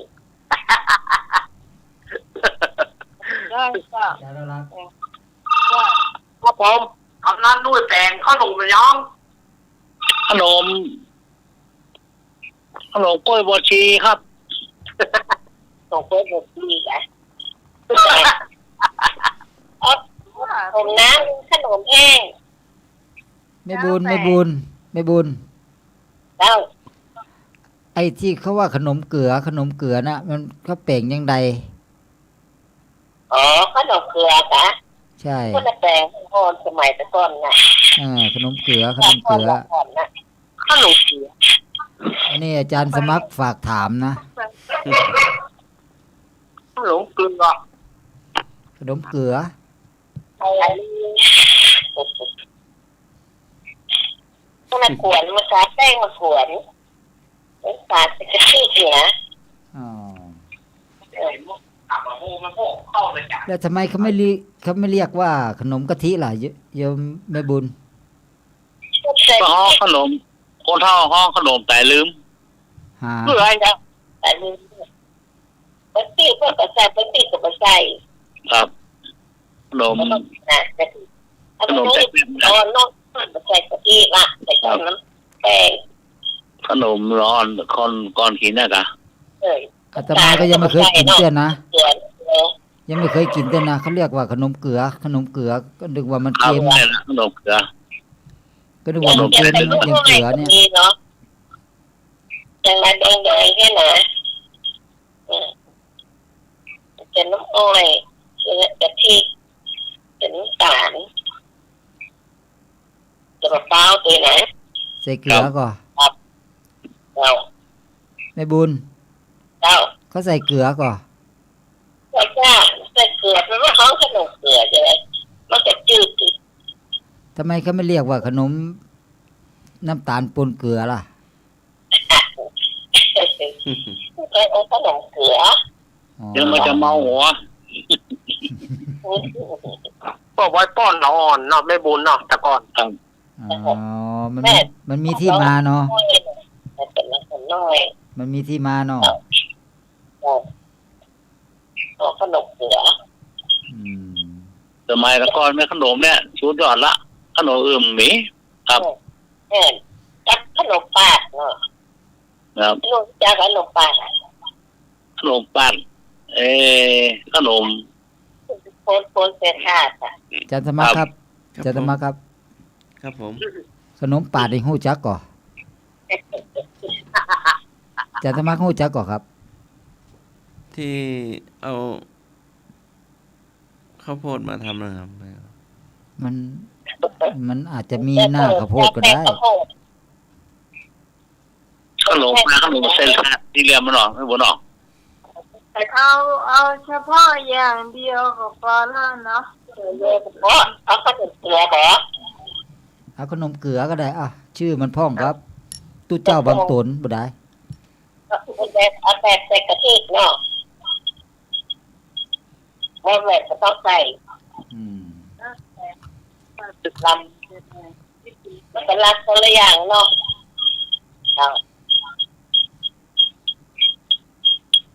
ใส่กะทิก่อนเอาแป้งมาหรอเอาแป้งข้าวเจ้าแป้งข้าวเจ้ามันจะ1 กิโลก็ได้ เป็น แต่ เนื้อ ว่า เป็นข้าวเหนียวหน่อยสักขีด2 ขีดคนกันถ้ามันจะแข็งเข้าไปเอาเจ้าแล้วไปข้าวนึ่งแล้วก็มีเอาน้ำตาลใส่น้ำอ้อยเอาเนาะแดงๆอ่ะนะตั้งโคนนั้นโคนนั้นน้ำอ้อยมันละลายกันเนาะคนตั้งน้ำอ้อยกับกะทิมันละลายนะมันละลายเสร็จแล้วก็แป้งลงผสมกับแป้งนวดกับแป้งนวดมันดีแล้วเหรอเอากับกะทิมาใส่แทนนวดมันจะนักหน่อยเป็นน้ำน้อยเลิกที่มันจะแหลวเป็นอุ้ยย้อยอย่างเวลาเราควักขึ้นไม้นะมันย้อยลงน้อยลงอย่างก็จะใส่เกลือให้น้อย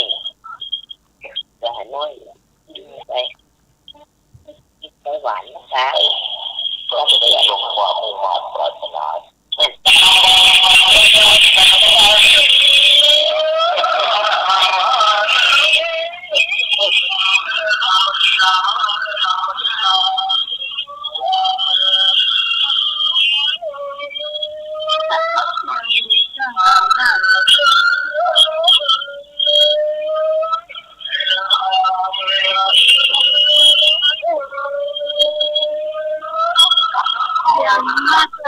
น่ะ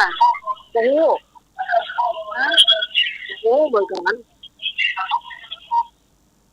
ไอ้หม้อเปิดได้น่ะ ไอ้อย่างเนี่ย อันยังกองหูว่าอันยัง ไอ้มาสอนไอ้อย่างที่ไหนน่ะ จากไหน ฮะ จากแม่บุญหรือว่าจากอาจารย์เอารักษ์ ไม่มี มีแล้ว ผมไม่ได้เปิด มาจากไหนไม่รู้ผมก็ยังหาต้นทางเนี่ยมาจากไหนเนี่ยอะไรอ อืม คล้าย ต่อแม่บุญต่อ บนเงินขนมละลายแป้งเสร็จนักกะทิแล้วเนาะละลายคนให้มันเนียนๆข้นๆหน่อยๆแล้วก็ตั้งไฟเนาะแต่ไฟแรงเนาะไฟอ่อนๆนะมันก้นฮะ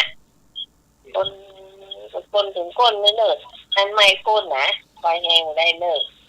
ก้นตลอดอะก้นไอ้ก้นรู้สึกก้นแน่งพัดมามีรายย้อยก่อย้อยน้อยนี่นั่นได้ละกดลงไว้สักไปต่อมาต่อไงหลังมันมาใหม่เยอะแยะเจ้า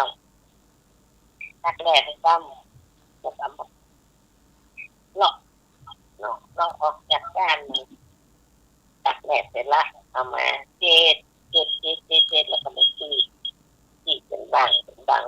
มักคมฝ่ามือนี่เนาะฝ่ามือเก่าพอใหญ่ฝ่ามือเนี่ยตัดหัวตัดท้ายเนี่ยแล้วตัดขนมที่เขาคนนั่นแหละส่วนนั้น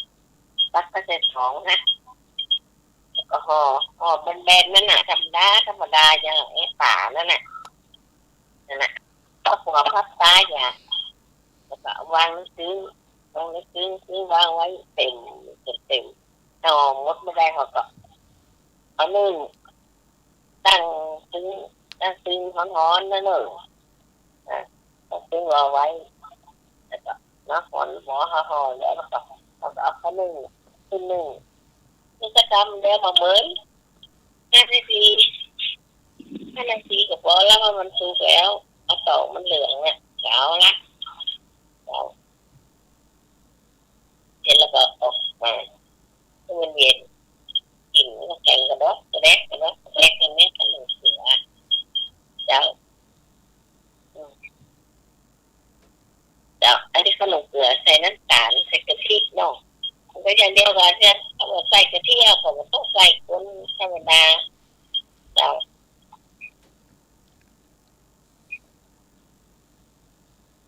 ตอนนี้คนได้ยินไม่ยังขนมเกลือได้ก็เอาไปเส้นเลย ก็ได้หรอกมันเหนื่อย ไอ้หมักรสกระลำเนาะอยากใส่กะทิกระลำอยากใส่กะทิกระล แบบที่ปนด้วยหรอ ำร้านขนมสมัยเก่าเนาะ แม่บุญ ฮะ ใช้แป้งข้าวเหนียวได้ไหม ข้าวเหนียวมันเหนียวมันไม่แข็งนะ อืม มันต้องใช้ไปข้าวเจ้าด้วย อ๋อใส่ข้าวนี้ ไป ใส่ข้าว ข้าว เหนีย เจ้าว เยอะๆหน่อยข้าวเหนียวหน่อยเดียว อ๋อนึกว่าใส่ข้าวเหนี ถ้า ยว ไปข้าวเจ้าแล้วไปกดแข็งแล้วไปแต่ว่า แล้วใส่งาด้วยไหมแม่บุญ จะใส่ก็ได้ อ๋อ ใส่ก็ได้ใส่มะพร้าวขูดใส่ก็ได้ เห็นก็แปลงข้าวนุกงาน่ะเขายังเอาข้าวเหนียวแปลงเขาไม่เห็นเอาข้าวเจ้าเลย ข้าวเจ้าไม่อย่างไข่ตะลุงนะ นั่นน่ะ บดเปิงก็ กะทิขนมเกลือเขายังเอาข้าวแป้งข้าวเจ้า เจ้า แต่ข้าวนุกงาเอาข้าวเจ้าไม่ได้เลยบางคนชอบกินนะข้าวนุกงานี่นะ แม่นยำกันเจ้า โยมไหม เดี๋ยวคน โยม นี้ ไหม จะกินเริ่มใส่ไส้ห่อ โยมไหมก็ชอบกินนะข้าวนุกงา เจ้า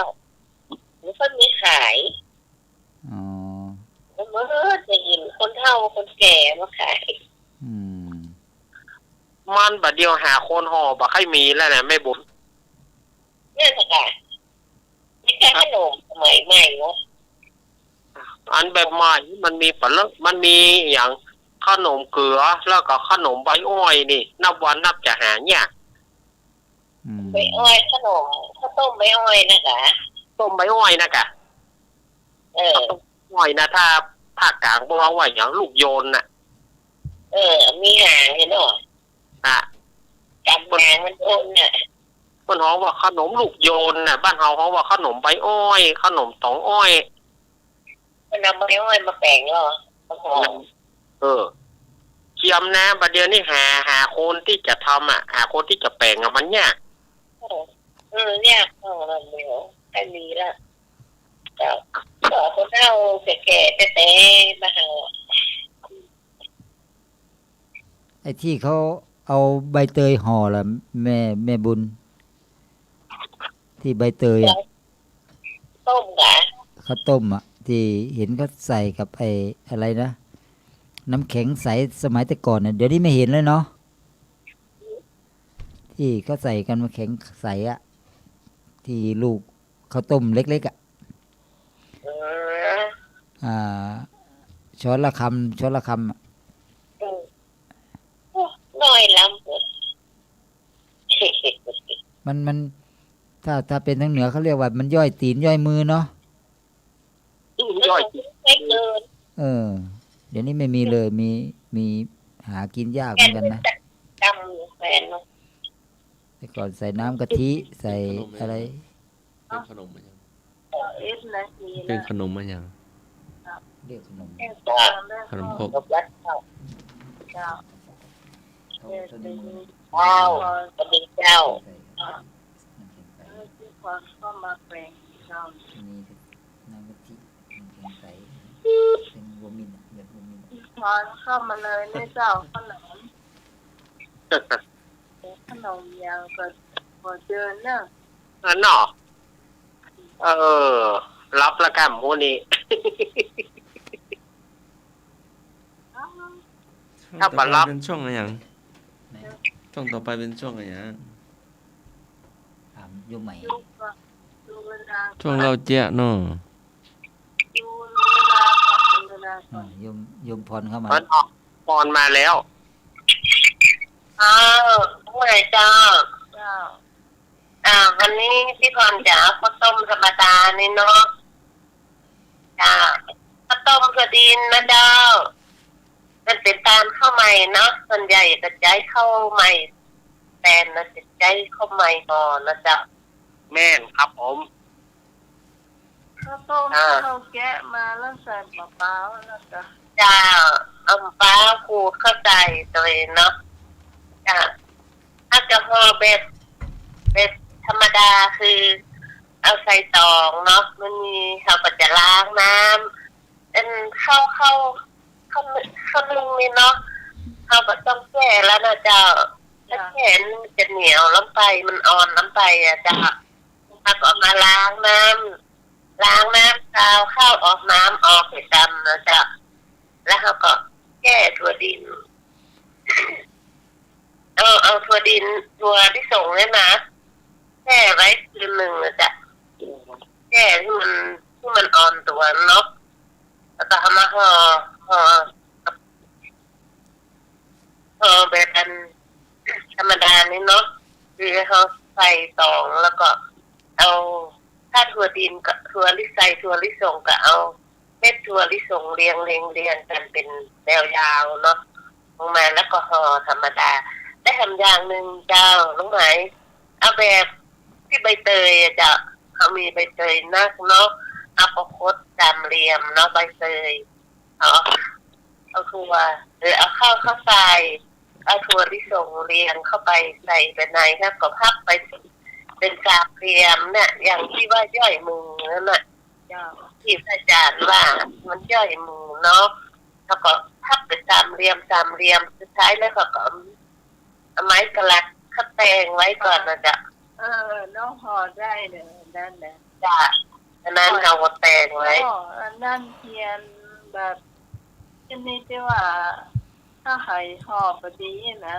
น้ำมันจะเข้ามัน เจ้าเขาก็เอาแน่นๆหน่อยนึงนะเจ้า เจ้า พดตามเหลี่ยมเขาก็หมุนไปตามนั้นนะเนาะตามเหลี่ยมมันนั่นนะ มีแนวมันเนาะเจ้า สุดท้ายเขาก็ไว้ห่างมันสักหน่อยนึงนะเจ้าแล้วก็เอาเข็มกะลัดแปงไว้เนาะพอไปเรื่อยๆจนเข้ามันหมดและถั่วลิสงหมด ถ้าใครชอบกล้วยก็เอาเข้าตัดกล้วยเป็นแว่นเป็นแว่นน้อยๆนะเจ้าเป็นสี่เหลี่ยมลูกเต่าก็ได้เจ้าถ้าเข้าใส่เอากล้วยเข้าใส่แล้วเราก็หมุนไปสามเหลี่ยมเนาะเอาคดได้เลยสามเหลี่ยมนี่ก็คดไปคดมาเราก็ตามนั้นเราก็สุดท้ายเราก็ไว้สารมันเหี่ยวหน่อยนึงเนาะแล้วก็มาเข็มกะละไม้กะลัดเนี่ยไม้ที่เขาทำเป็นไม้จิ้มฟันก็ได้ที่อันไม้นั่นน่ะแล้วก็ปักไว้แล้วก็ เวลาเอาต้มมันนะจ๊ะเอาแต่เอาใบเตยเข้าใส่เห็นนักๆเลยและข้าวต้มเรียงกันนะจ๊ะแล้วก็เอาจู้มันใส่หน่อยเนื้อน้องไหมถ้ามีจู้มันนึ่งหมดซุปนะจ๊ะมันเคล็ดลับนะจ๊ะน้องไหม เทศเพิ่นเนาะเจ้า ถ้าต้มไปต้มเพิ่นประมาณสัก45 นาทีพุ่นอ่ะจากถึง50 นาทีเราก็ต้มไฟจะไปที่ไฟมันดับเนอะแล้วส่วนใหญ่จะใช้ ได้ทานได้หลัวเนาะ เจ้า เมินจ้ะแล้วก็ต้มไปเรื่อยๆเนาะมันจะหอมใบเตยนะน้องไหมหอมใบเตยเวลาเขาจะกินก็เขาก็มาแกะใบเตยออกเนาะใบเตยออกแล้วก็เอามะพร้าวขูดเนาะมะพร้าวขูดเขาใส่น้ำตาลโรยเห็นน้อยหนึ่งนะเจ้า เจ้า กินตักใส่จานตักไปกินเลย เวลาเขาเอาไปว่าเขาก็ห่างเก็บห่างมากันน้องไหมเก็บห่างมันก็มัดใส่บางคนเนี่ยอันนะถ้าบางเนี่ยก็ถ้าอันก็เขาก็แกะใส่ถุงเนาะเอามะพร้าวเข้าใส่เอาน้ำตาลเข้าโรยนิดหน่อยจ้า บางคนนี่ข้อแบบใหญ่เลยนะจิกเอาเอามีดมาปาดแล้วก็มี ใช่สมัยก่อนนะตอนแม่อยู่เนาะยายเป็นเอาวันอย่างก็ต้นอ้อยนะกระดาษใบอ้อยนะ เจ้า หอบวัดแล้วก็เอาใส่แล้วก็เอากล้วยถั่วดีกล้วยใส่เป็นลูกเลยนะเจ้าน้องไหมกล้วยใส่ลูกนึงเอาข้าวก็ใส่ถั่วดิสงเรียงตามนั้นก็โคตรไปตามนั้นน่ะท้องเขาต้มหนูปุ๊บอ่ะไว้ห่างเห็นหน่อยนะน้องไหมเอาขว้างมาแต่เอาขว้างหัวมามันก็ท้องเอ็งไปเลยจ้ะอันนี้เวลาซุปต้มเมินน้องไหมอันนี้นะต้มเมินมันชั่วโมงป่ายเนี่ยจะเหนียวดีแล้วก็ข้าวแกะนะเอามีดเข้าปากเข้าตัดขวางไปเลยนะ เจ้า ว่าจะโรยเบาแล้วก็เอาน้ำตาลทรายเข้าโรยเห็นหน่อยนะจ๊ะแล้วลำสมัยก่อนลูกกันกินน้องไหมลูกกันกินก็ต้มให้มาจ้ะ ก่อนเพื่อต้มปิ๊บมาเป็นเรื่องเนาะ จ้ะ ก่อนเพื่อปิ๊บต้มเนาะ ค่ะ ก็ใส่ในปิ๊บต้มมาแหละ จะเป็นขนมว่าทำอาหารมาเป็นหลาย ที่ สีแล้ มั วน เนาะ สามารถก็ว่าขนมล่ะ เจ้า กินต่อไปนะจ้าน้องใหม่เนาะ แม่นนะเจ้า วันถูกที่ต้องตื่นแต่เช้าตี 3แล้วที่จะทำกับข้าวแล้วไปตามข้าวใหม่ไว้ก่อนถ้าไปตามกับผิดวันจักรนะมันน่าต้นไปน้องใหม่เขาก็ทยอยตามไปนะจ๊ะ ครับ จ้ะแต่ไอ้นุยนะวันนั้นน่ะจะเอาไข่กลมโบกพี่อ่ะที่จะเอาไว้ให้กับหัวเพิ่นว่าอย่านั่นเนาะโลภมากเอาทั้งสองว่า ไม่ถูกทำนึงอันก็เก็บไว้ให้มันเลยจะดีเนาะดีสุดท้ายมันเหลือ2 ถุง đó เหลือ1 ถุงเลยเจ้า như ba cái เดี๋ยวพี่พรต้องถามนิดนึงหนูว่าน้องฝากสร้อยไว้กับพี่พรก่อนสร้อยมุกอ่ะ บอกได้ฝากเจ้า นี่น้องยืนเรื่องไหนเนาะ โอ้โหเนิ่ใช่พี่เนิ่เจ้า พอดีไม่ใช่เรื่องแล้วกันเนาะยืนเรื่องไหนต้องคนคือกลับแต่เรื่องกลับนี่เนาะ ได้สิค่ะที่ถ้าน้องฝากวิกับเอาที่ตอนสุดท้ายตอนที่จะพิจารณาคนแล้ว ไม่หมอไม่ป้ามีอยู่ตรงไหนก็เป็นป้าจ้ะแล้วพี่พรอยู่หมดละค่ะก็อยู่ประกำก็อยู่ เดี๋ยว ดิสไซน์นี่มาโหนนะจ้า สร้อยมุกนี่แหละมาโอ้ โยมไหมโยมไหม ได้ฝากกับพี่จ้าโยมไหม จ้า สร้อยหายกะสร้อยมุกหายกะ เจ้า มีอยู่กุฏิเส้นหนึ่งเอาก่อ มีอยู่กุฏิเส้นหนึ่งเอาก่อสร้อยบักคำอ่ะ มีแล้วลูกบอล บักคำนี่ อาจารย์นิพนธ์ อ้าว รับฟังกันลุงลุยเทรนเนอร์พี่พรลืมไปได้ที่ลุงลุยจะกรรมจ้ะ ครับ แสดงเนี่ยจ้ะลูกประคำอ่ะ โยม ถ้าลุยจะเอาเดียวไปวัดบาทก่อนจะไปปุจจามาให้จางอันเพราะว่าโอ้จะได้ไปเมื่อใดวันที่18หรือเปล่าได้ไปหรือได้ไปยังโอ้เลยจ้ะ โยมหนุ่ยแก่แล้วไม่ต้องเอาหรอก เอาให้จันทมักดีกว่า ครับ จันทมักยังอยู่อีกนานอยู่ กิจกรรมได้ไปหรือไปโอ้โหนะจ้ะเพราะว่าเพิ่นปฏิบัติธรรมวันที่18ถึง31ออกเนาะ เพื่อห้องไปอ่ะ ค่ะปฏิบัติธรรมวันเดียวน่าจะซูมเข้าไปอ่ะจ้ะวันที่ ครับ โยมหนุ่ยไม่ต้องไปไกลหรอกโยมหนุ่ย ครับ โยมหนุ่ยก็มาที่วัดฝายหินก็ได้ปฏิบัติธรรม ดีจ้าพี่พร ครับ สวัสดีจ้า ครับ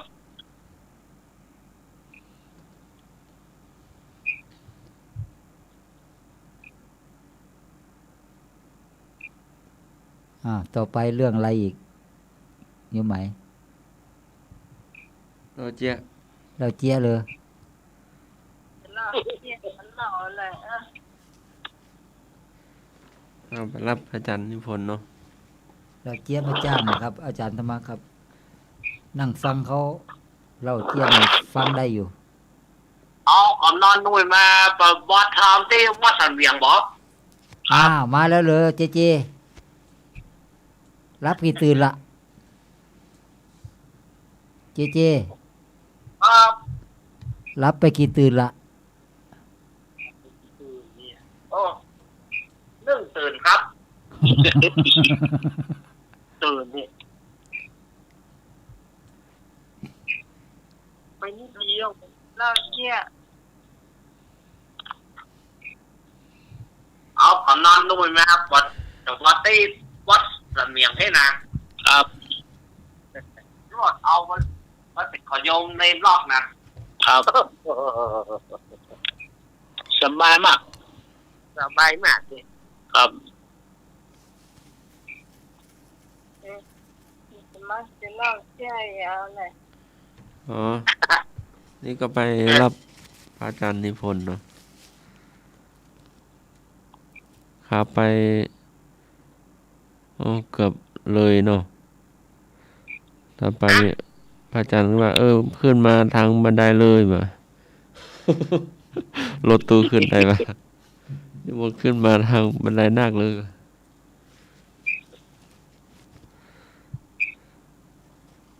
แป๊บเดียวเนาะถึงแล้ว ครับ วัดใหญ่มีพระเจ้าพระมหาจักรพรรดิตัวเนาะ ดู โอ้องค์ใหญ่มีบันไดงาม พระเจ้าก็งามเนาะเขาเรียกว่าพระเจ้าเลยนะพระอาจารย์พระเจ้าอย่าง เจ้าเศรษฐีล้านโกด อ๋อ พระเจ้าเศรษฐีล้านโกดหน้าต่างหน้าตักกว้าง19 เมตร สูง22 เมตรอยู่บนยอดดอย องค์ใหญ่เท่าดอยเลย ตึก5-6 ชั้นหมดเนาะ2 เมตรเลยล่ะแต่ละ โน่นแหละประมาณนั้นน่ะ เห็นว่าพรุ่งนี้จะมีงานเหรอครับหรือว่าสวดมนต์ พรุ่งนี้จะมีงานวางศิลาฤกษ์ เจดีย์เขาเรียกอะไรนะเจดีย์แขวนไงยังไง อ๋อ เจดีย์แขวน หรือว่าเขาเรียกอะไร ใช่ไหมเจดีย์ ที่นี่แขวน เจดีย์แขวนจำลองอ่ะ มาจากประเทศพม่าน่ะ ที่อยู่บนก้อนหินน่ะ ครับ พรุ่งนี้จะวางศิลาฤกษ์เพราะว่าก็มีเจ้าภาพมาจากกรุงเทพหรือชลบุรีนี่แหละ โอ้ เห็นเมื่อวานนี้เขานัดกันอยู่เมื่อเช้านี่ก็จัดสถานที่ก่อนพระพุทธบาทก็มีเจดีย์ครอบอยู่ใกล้ๆกันนั่นแหละอันนั้นงบประมาณ120 ล้าน ก็ไปได้ประมาณสัก65%ละ65-70%ละแต่ขึ้นไปแอวได้นะขึ้นไปเที่ยวได้นะโยมว่าพระพุทธบาทสวยด้วยนะครับ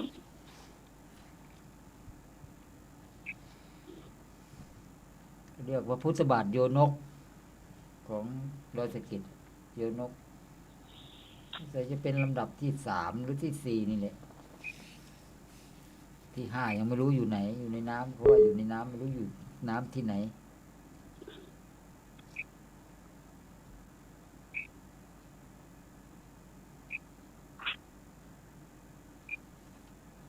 เจ้าละเชี่ย เจ้าจบแล้วเจ้า เจ้าละ ลุงหนูมีกออาจารย์นิพนธ์มีกอ ผม จานนี้ว่าไม่ครับเชี่ย เมนเอารักมีกอ ผมเล่าไปจ้าง ก็อาจารย์ก็ดูเครื่องเสียงให้เนาะวันนี้เนาะมันเป็นขี้เมี่ยงกับอาจารย์หรือว่ามันอายุกี่ปีแล้ว ประมาณ ปี46 อายุเครื่องเสียงนี่นะ เกือบ20 ปีละ 46 แล้ นะ วก็วางไว้เฉย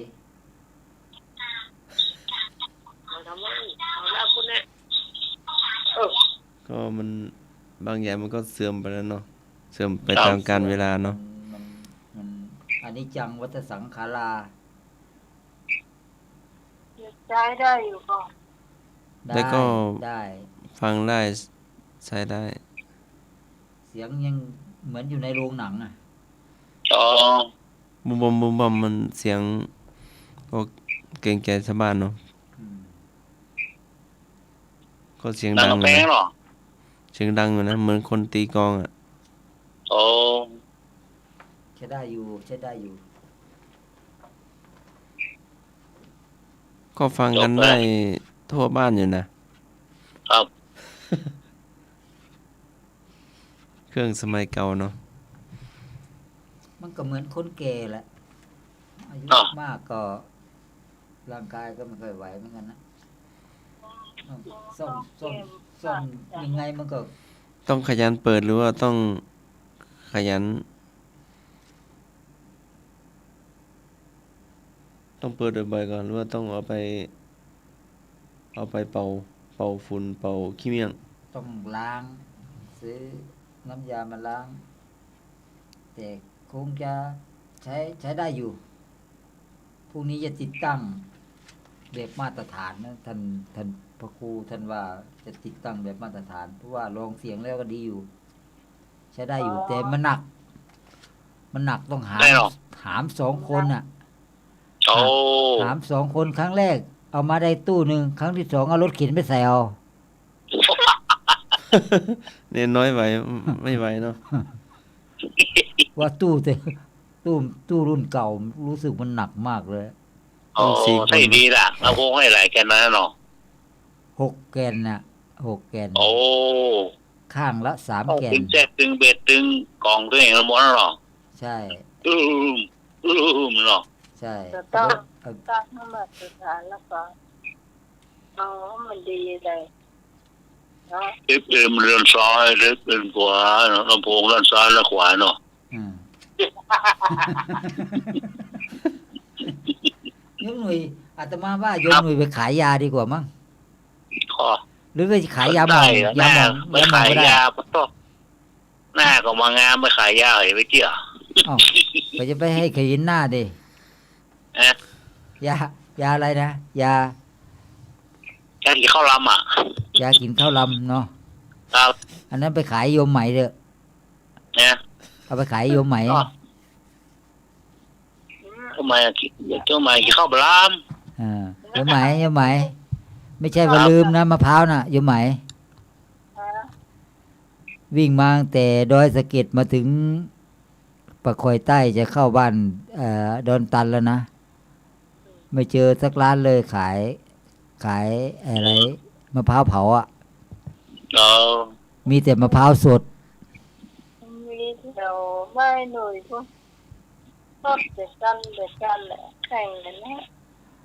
ออกมาเจออยู่ที่เลยสี่แยกที่จะข้ามมาคันคลองนี่นะมาเจออีกร้านหนึ่งแต่มันผ่านบ้านโยมใหม่มาแล้วเลยไม่ซื้อจริงๆอาจารย์สมัครจอดแล้วแหละ ให้คนขับรถจอดแล้วแหละ แต่มันเตลิดบ้านมาแล้วออกมาจากบ้านมาแล้ว เสียใจด้วยงวดหน้าว่ากันใหม่ ขากลับก็ได้ ฮะ จบ ขา แล้ว กลับ จบ จะ แล้ เอา วเนาะ จะเอาให้ได้อยู่ ครับจบไป3 เรื่องเนาะเจียเครื่องเสียงเจียเบาเจียเบาเขาเจียเบาเขาอ่ะ เจ้ารออาจารย์นิพนธ์ใครหลับน้ำไหมใครหลับ รอ โอ้ รอตั้งแต่บ่ายโมงก็ ลูก ใครหลับอ่ะ โอ้ ดีไม่หงายท้องเนาะ โดน นั่งอยู่เตียง นั่ง โอ้ ระเบียง เก้าอี้อะ โดน ข้างนอกก็ลมก็เย็นเห็นเนาะ เดินวันนั้นมีอยู่วันหนึ่งอะโยมหนุ่ย ครับ ก็ลมมันเย็นนั่นแล้ว ไม่รู้ไงโทรไปสักเกือบจะ4 โมงแล้วมั้งกำลังเดินขึ้นไปพระมหาจักรพรรดิเดินโทรก็โทรศัพท์ไปหาเราดีๆแท้ๆนะเดินไปเราก็เดิน3 รอบเดินวนเนี่ยคุยไปคนเดียวน่ะ คุยตอนแรกก็คุยดีๆเนี่ยเสียงค่อยเบาลง เดินไปก็คุยไปอยู่ไหมแปลว่าหลับไปว่ะ ตอนไหนตอนมาหรือตอน ตอนผมอยู่ที่วัดดอยสะเก็ดไง ช่วงไหนช่วงเช้าช่วงบ่าย ทำนโยมไหมโทรไป คุยเรื่องสพเพละแหละ เรื่องพระปงพระป่านี่แหละแล้วแกก็หลับคาโทรศัพท์นั่นแหละ แล้วผมก็เดินคุยอยู่นั่นน่ะ เป็นเกือบ15 นาทีอะ เนาะ ไม่รู้ว่าแกหลับ ที่ไหนได้เขาบอกแกโยมไหมเป็นงี้ตลอด ไม่ว่าโยมหน่วยไม่พร โทรไปหาเขาแล้วก็หลับ ครับ ถ้าเป็นเป็นนั่นเขาว่าผีบ้าเดินโทรศัพท์คนเดียวไม่มีเสียงตอบสักอย่าง บอกทีหลังอย่าไปยะเด้อถ้าใครรับก็รับให้ตื้อไปโทรหาเปิ้ลแล้วก็ฟังเปิ้ลอู้แล้วก็รับ ไปจุ่มตายก็ไม่แดกใจเลยอะ ครับ รับลาคนเลยต่อ จบไป2 เรื่องเจียรับ อืม เจ้าหลับเจ้ามะพร้าวเจ้า เจีย เครื่องเสียง เจียเอาล้อมาใส่เครื่องเสียงงู อ เจ้า เจ้าเบิดนั่งรอ เวลายกแล้วกัน เจ้าผู้นี้จะบิณฑบาต ครับ หา นี่ บา ก็ ตร นี่ก็มีเที่ยวเนี่ยความหูสูงนะนี่นะ มีนั่นนะครับ โยมหน่วย ครับเที่ยวความหูสูงเลยนะ ลูกศิษย์อาตมาตัวหนึ่งนะมันชื่อไอ้จังโก้น่ะ ครับอัน อ่า เจ้า ได้ไหม เจ้า ทำไมแจ้งรับจ้ะ ไม่ได้ก็เจอเหรอ เอาคนนี่ดูเหนื่อยง่ายกันหมอน้องใหม่เป็นรับ รับไปว่าเอ้ยอ่ะ แซม ไม่เหนื่อยไม่เหลือเกินแล้วเนาะ ครับ น้องใหม่เป็นรับเป็นละ ครับ คน เรื่อง เสียงกล เอา ค อ ร ยู่ อกก็ครอก เอา ใส่ ไว้ ในโทรศัพท์ ไม่ นะ ได้ โยม เขาโยกใกล้ในหลวงสตาร์หมดละมันความรับมันหรอก มีใครไปกล้าเข้าใกล้ ขนาดเสียงกลยังออกโทรศัพท์เลยยังออก ทำเลย โทรศัพท์เลย ไปล็อกนะ รับ รับ ไอ้ปากอยู่กับโทรศัพท์คนดัง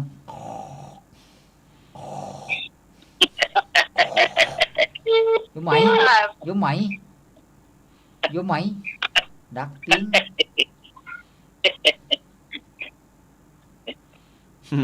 ดักพิง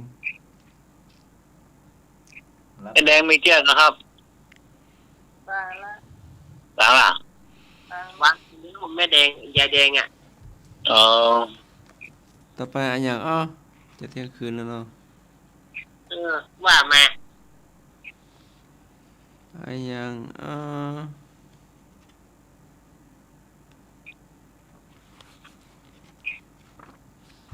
ันอย่าง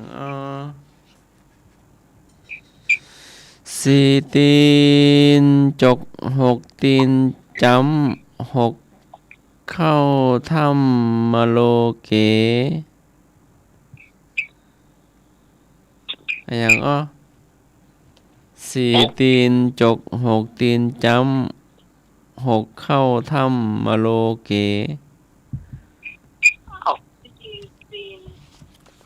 ไม่พออาจารย์สมัครพอดูไอ้หยังที่อาจารย์อ่านอะขอหน่อย ข้อเก้า ซี่ตีนเหรอซี่ตีนปก พี่ตีนโจ๊ก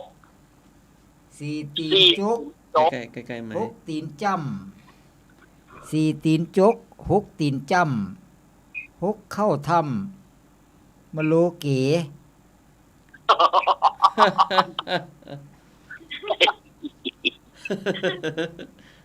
อะไร นั่นเป็นแม่เหรอ นั่น ก่อน เนาะ น่ะ นั่นเนาะ เองมุม ยังเฉลยยังไม่ต้องเฉลยนะ สี่ตีนโจ๊กหกตีนจ้ำหกเข้าถ้ำบาโลเก มโลเก ต้องไม่ อะไรเนี่ยฮะ โอ้ มัน โอ้ จะชอบ ฮะ ชอบ ฮะ หน้าฝนอ่ะชอบ บางทีก็วิ่งมาตามลานวัดก็มี บ้านนาไหมยิ่งเยอะถ้าหน้าฝนนะ อะไร ชอบอยู่ตามนาชอบอยู่ตามห้วย ปูปู ถูกต้องปู มัน ปู มัน ปู อาจารย์รักษ์ ครับ มันต้องสองตีนจุกหกตีนจำหกเข้าถ้ำมะโลเกเนาะ ครับ อันนี้เขาถามว่าสี่ตีนจุกมันมีสี่ตีนที่ไหนอะมันต้องสองตีนเนาะปูนี่เนาะ เออ มันมีเกมสองเกมอะกล้ามมันอะ มีสองมืออ่ะ เออ อาจารย์สมัครไปเอามาจากไหน แค่คาคนนะแค่จริงใช่ไหม แปดตีน มือสองมืออะ สองสองตีนจุก ครับ หกตีนจำมันก็เป็นแปดเนาะก็ถูกแล้ว ครั เนาะ บ ครับ แต่เขาถามนี่เขาถามว่าสี่ตีนจุกหรือว่ากล้ามมันมีสองแง้ม ถ้าเขาจะคิดทางนั้นเนาะเพราะว่าแง้มเนี่ยมันเป็นก้ามหรอถ้าทางภาคอีสานเขาเรียกเก้มเก้มเป็นก้ามอ่ะ เวลามันหนีบอ่ะมันจะมีสองหนีบเนาะตีนโจ กินมาแล้วครับ กิมมันน่ะกะ ครับ ก็ ทางเหนือเขาเรียกว่ากิมปู กีม ปู แต่ทางภาคกลางเขาเรียกก้าม ครั ก้า บ มปู กังปู แต่ทางภาคอีสานเขาเรียก อย่างโคนตะกอนนะโคนตะกอนลูกสาวไปเอาไปอยู่กรุงเทพ ครับ ติดบ้านนะครับ เตียวคณาฮะนี่ไรแม่ก็หมูจับปูนะเป็นวิวกรุงเทพได้คลิปปี2 ปีปิ้งมาบ้านปูไปจักคณาแม่ว่าระวังปูนะไอ้ตัวอะไรของแม่เนาะ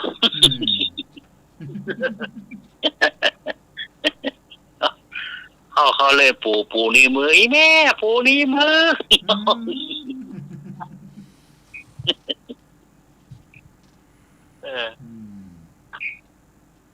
แต่ไม่รู้ไอ้ตัวอะไร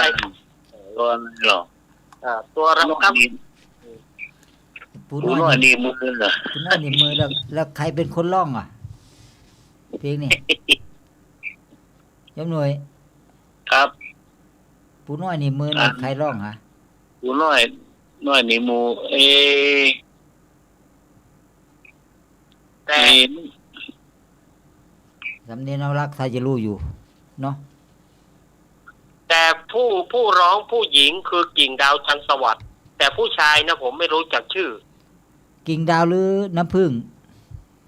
กิ่งดาวจันทร์สวัสดิ์ครับ น้ำพึ่งพร้อมวิเชียรอ่ะ นึกว่าคงไม่ใช่น้ำผึ้งเนาะน้ำผึ้งบริบูรณ์อ่ะไม่ใช่เนาะ ใช่ครับ เป็นกิ่งดาวครับ อ๋อ กิ่งดาวจันทร์สวัสดิ์เพราะว่าครูสำริดรุ่งโรจน์แต่งให้กิ่งดาว แต่ว่าเพลงผู้ชายนะผมไม่รู้จักชื่อผู้ชายที่ร้องอ่ะ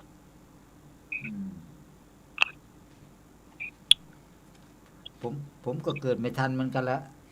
อาจารย์เอาละยมหนุ่ยเกิดทันอยู่กะ อ๋อก็เนี่ยมาถึง50แล้วผมอ่ะ โอ้ลืมไปโอ้สมาร์ท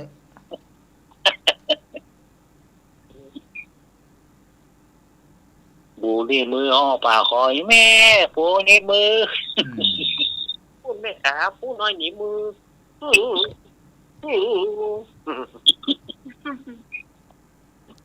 มันแจ้งยังไงเนาะ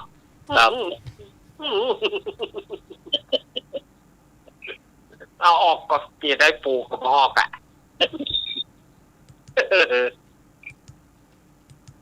คำถามต่อไป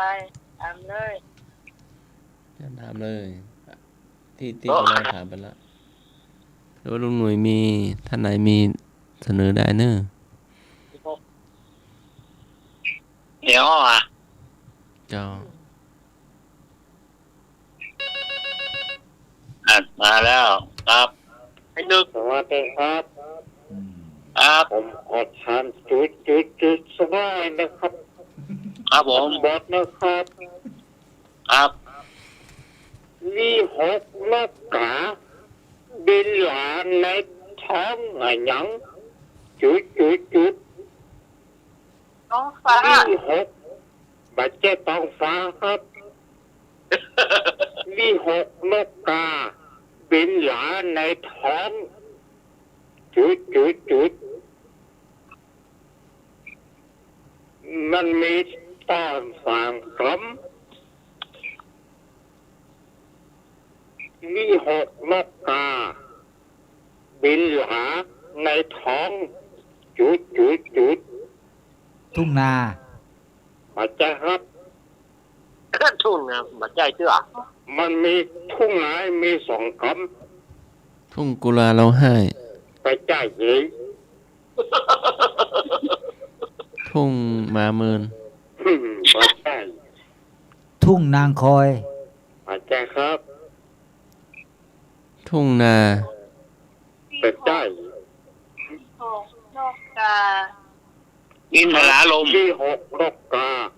เป็น อินทราลม ในท้อง อ๋อ ลูกทุ่งลูกกรุง ไอ้จ้าเย่บาดเจ้ครับบาดเจ้ตองฟ้า ลูกทุ่งลูกกรุง มีสาม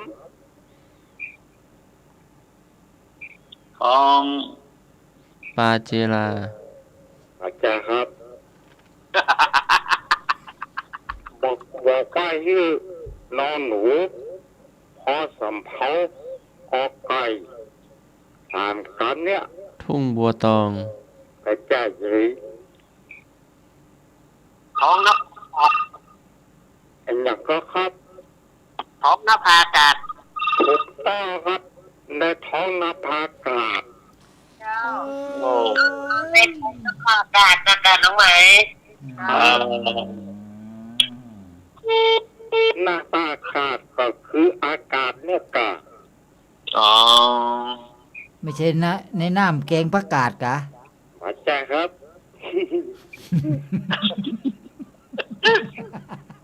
ใช่ใช่ปีนไปปีนมาป้าเอาลงมาทอดเนี่ยนะ โอ้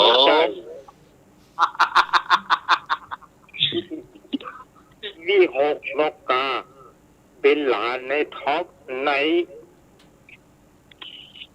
หน้าอากาศเนี่ยกา อ๋อ อากาศเนี่ย ครับโอ้ที่ธรรมดาเนี่ยเดี๋ยวใส่ไข่ใส่นมเลยเนี่ย โน่ไม่ใช่ธรรมดาแล้วนะ เรียกขึ้นมา จะเที่ยงคืนแล้วเนาะ จ้ะจ้ะให้มันรับมันนอนเสื้อก็มาล้านก่อนเจ้าจากข้ามือนี่วันนี้ไม่ได้กินกาแฟ มันจะเที่ยงแล้วเหรอมันก็อ่านกัน มัน ครับ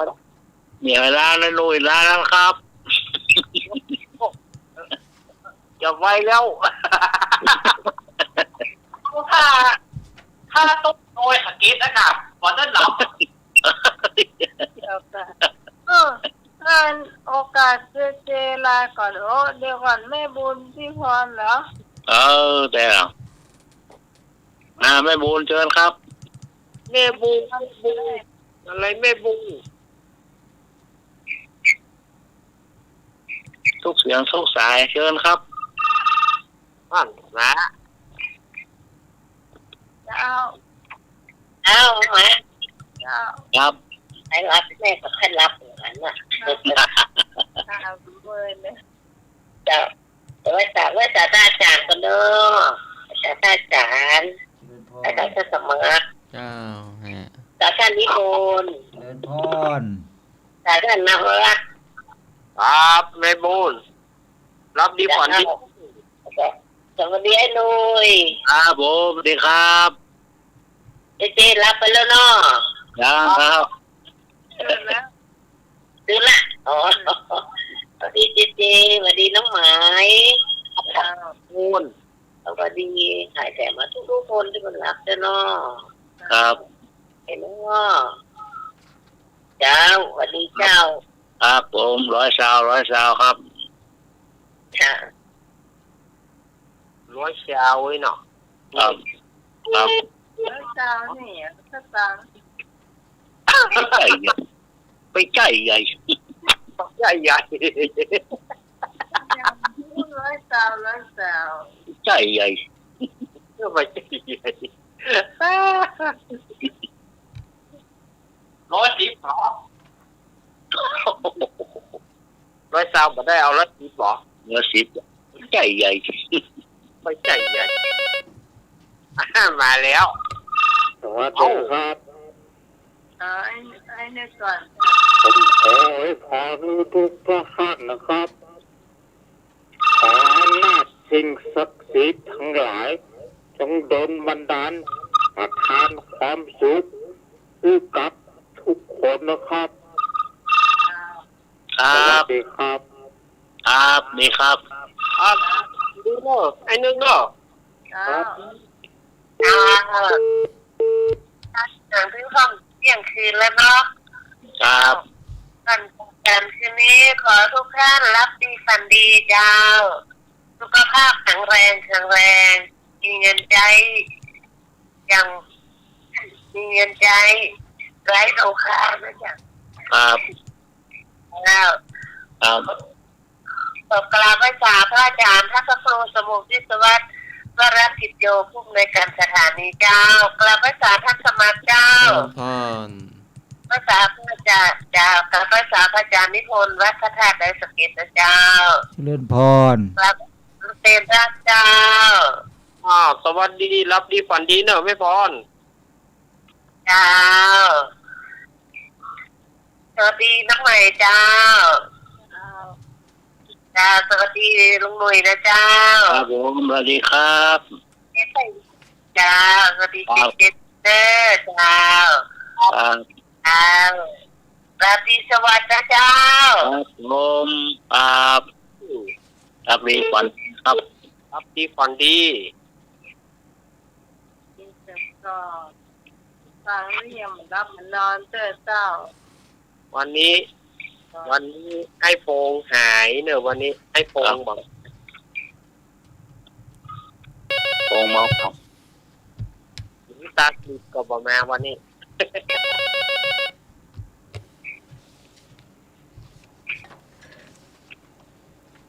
สวัสดีค่ะพี่การเนอร์ นมัสการอาจารย์นิพนธ์เนอร์ เจริญพร นมัสการเห็นรักประชังคำมา เจริญพร แล้วก็น้องเจเจด้วยเนอร์ไอ้หนูกับน้องใหม่เตยจ้ะ ครับสวัสดีครับ เนอะอาจารย์นิพนธ์มาต้องอันขอยคนโคราชเนอร์ขออันอูเมืองน้อยเนอะขอให้ทุกคนมีความสุขนะจ๊ะ มีสุขภาพสมบูรณ์แข็งแรงทุกๆคน นอนหลับได้เงินหมื่น ตื่นขึ้นมาได้เงินแสนเงินล้านทุกคนนะจ๊ะ ขอให้มีความสุขทุกคน สาธุ จ้ะ ครับ สวัสดีจ้า สาธุ ครับผม สาวกรกมลนะเจ้า ครับ มีเสียงกองคุณผู้ฟังที่จะอวยพรก่อนรับจะนอนเจ้าต้องบอกมีเพื่อเจเนอะ ครับผมขอลาอาจารย์สุวักิจโจเฮาเหมือนกันนะครับ ผมขอลาอาจารย์สมัครเขาเหมือนกันนะครับ เจริ อา ญ จารย์ พ ได้ผม รน้องเจเจ ผมขอลาทุกโอทุกเต้าจุดเจ้าทุกองค์ที่ฟังขึ้น104ในเวียงเนี่ยเนาะลาทุกคนด้วยครับลาเตสวัสดิ์ไปก่อนนะครับขอลาคำนอนนุ่ยเฮาเหมือนกันนะครับ ครับผมครับดีฝันดีครับ ขอลาปี้ชิดสมัยคนงามบ้านตอนและริมเฮาเหมือนกันนะครับ ยาวปัญญาเป็นสูงเด้อ ครับขอลาเน้นลากเฮาเหมือนกันนะครับรับดีปันดีขอลาต้นลุงนวลตัวด้วยครับยับดีปันดียุ่งขอลาบ้านหลวงนันอาคมตัวนะครับลบอีคนอีพึ่งตัวดีครับผมขอลาไปก่อนนะครับ ขอลาทุกท่านไปทุกคนลาเตสวัสดีตนนะครับลาเตสวัสดีครับ ครับ ขอบคุ สา ณเจ้า ธุ โดย ครับ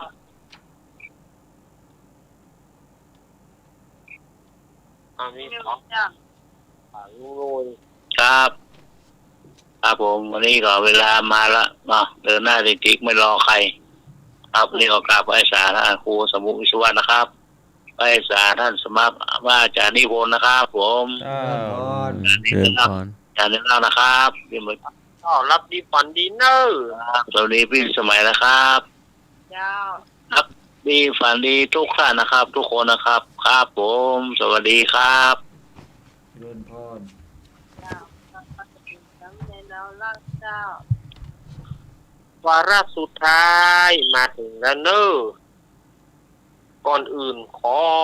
อบพระคุณท ท่านอาจารย์ท่านพ่อครูสมุวิศวัตวรกิจโจที่ได้เอื้อเฟื้อเวลาให้กับทีมงานธรรมะคลายเครียดวันนี้ทีมงานก็ต้องขอนำเอารายการอำลาไปก่อนขอบคุณท่านอาจารย์สมัครยานสีโลครับผมครับผม ขอบคุณหลวงพ่อนิพนธ์ครับผม สวัสดีเนี่ยนะรัก แล้วก็สวัสดีลุงหนุ่ยเนอะแล้วก็สวัสดีพี่สมัยเขาว่าขาดมาได้นะท่านผู้ดำเนินรายการแล้วก็ศรัทธาญาติโยมทุกท่านเนอะคืนนี้รับดีฝันดีวันพรุ่งนี้ก้อยปลากันแต่ใหม่นี้นอนรับฝันดีตื่นมาพบแต่ความดีความงามความสดใสเหมือนกันทุกคนเนอะจัตตารโอธรรมาวัฏันติอายุวันโนสุขังพระลังต่อไปแก่สารนิพนธ์เจ้าช่วงสุดท้ายของรายการก็ขอ วันนี้คำพูดจาไม่ค่อยสุภาพเท่าไหร่แล้วก็เพราะว่ามาใหม่อยู่ก็ขอสมาภัยญาติโยมแล้วก็ขอกราบนมัสการท่านพระครูสมุวิศวัตวรกิจโจกับนมัสการท่านอาจารย์ธรรมักครับผม แล้วก็เจริญพรโยมหน่วยโยมพิสมัยสวัสดีสามเณรรักตลอดจนธรรมะคลายเครียดทุกท่านขอให้มีอายุวันโนสุขังพระลังทุกคนสาธุขอเจริญพรกราบนมัสการครับผมท่านสมัครเจ้าสุขังสุปฏิพุทโธจะเยนะเมตตาสุภาวิตาผู้เจริญเมตตาดีแล้วย่อมหลับและตื่นเป็นสุขขอกราบนมัสการและขอเจริญพรเจ้าสำหรับค่ำคืนนี้ขอบคุณคุณผู้ฟังทุกเสียงทุกสายที่มาช่วยกันจัดรายการธรรมะคลายเครียดของเขาผ่านพ้นไปด้วยดีนะเจ้าเราจะมาพบกันใหม่ในคืนพรุ่งนี้เจ้าสำหรับวันนี้ขอบคุณท่านอาจารย์พระครูสมุวิศวัตวรกิจโจผู้อำนวยการสถานีผู้ควบคุมเสียงเพลงคือคุณผู้ฟังได้ฟังโดยสำหรับพระเจ้าพิสมัยเตอรี่รอนเจ้าจากบ้านดอนซันตำบลเมืองแก้วอำเภอแม่ริมเจ้าสำหรับวันนี้ลาคุณผู้ฟังไปก่อนทุกตั้งหน้าขอมีความหวังทุกตั้งหลังขอมีความสุขวันนี้ลาคุณผู้ฟังไปเพียงไปก่อนสวัสดีเจ้า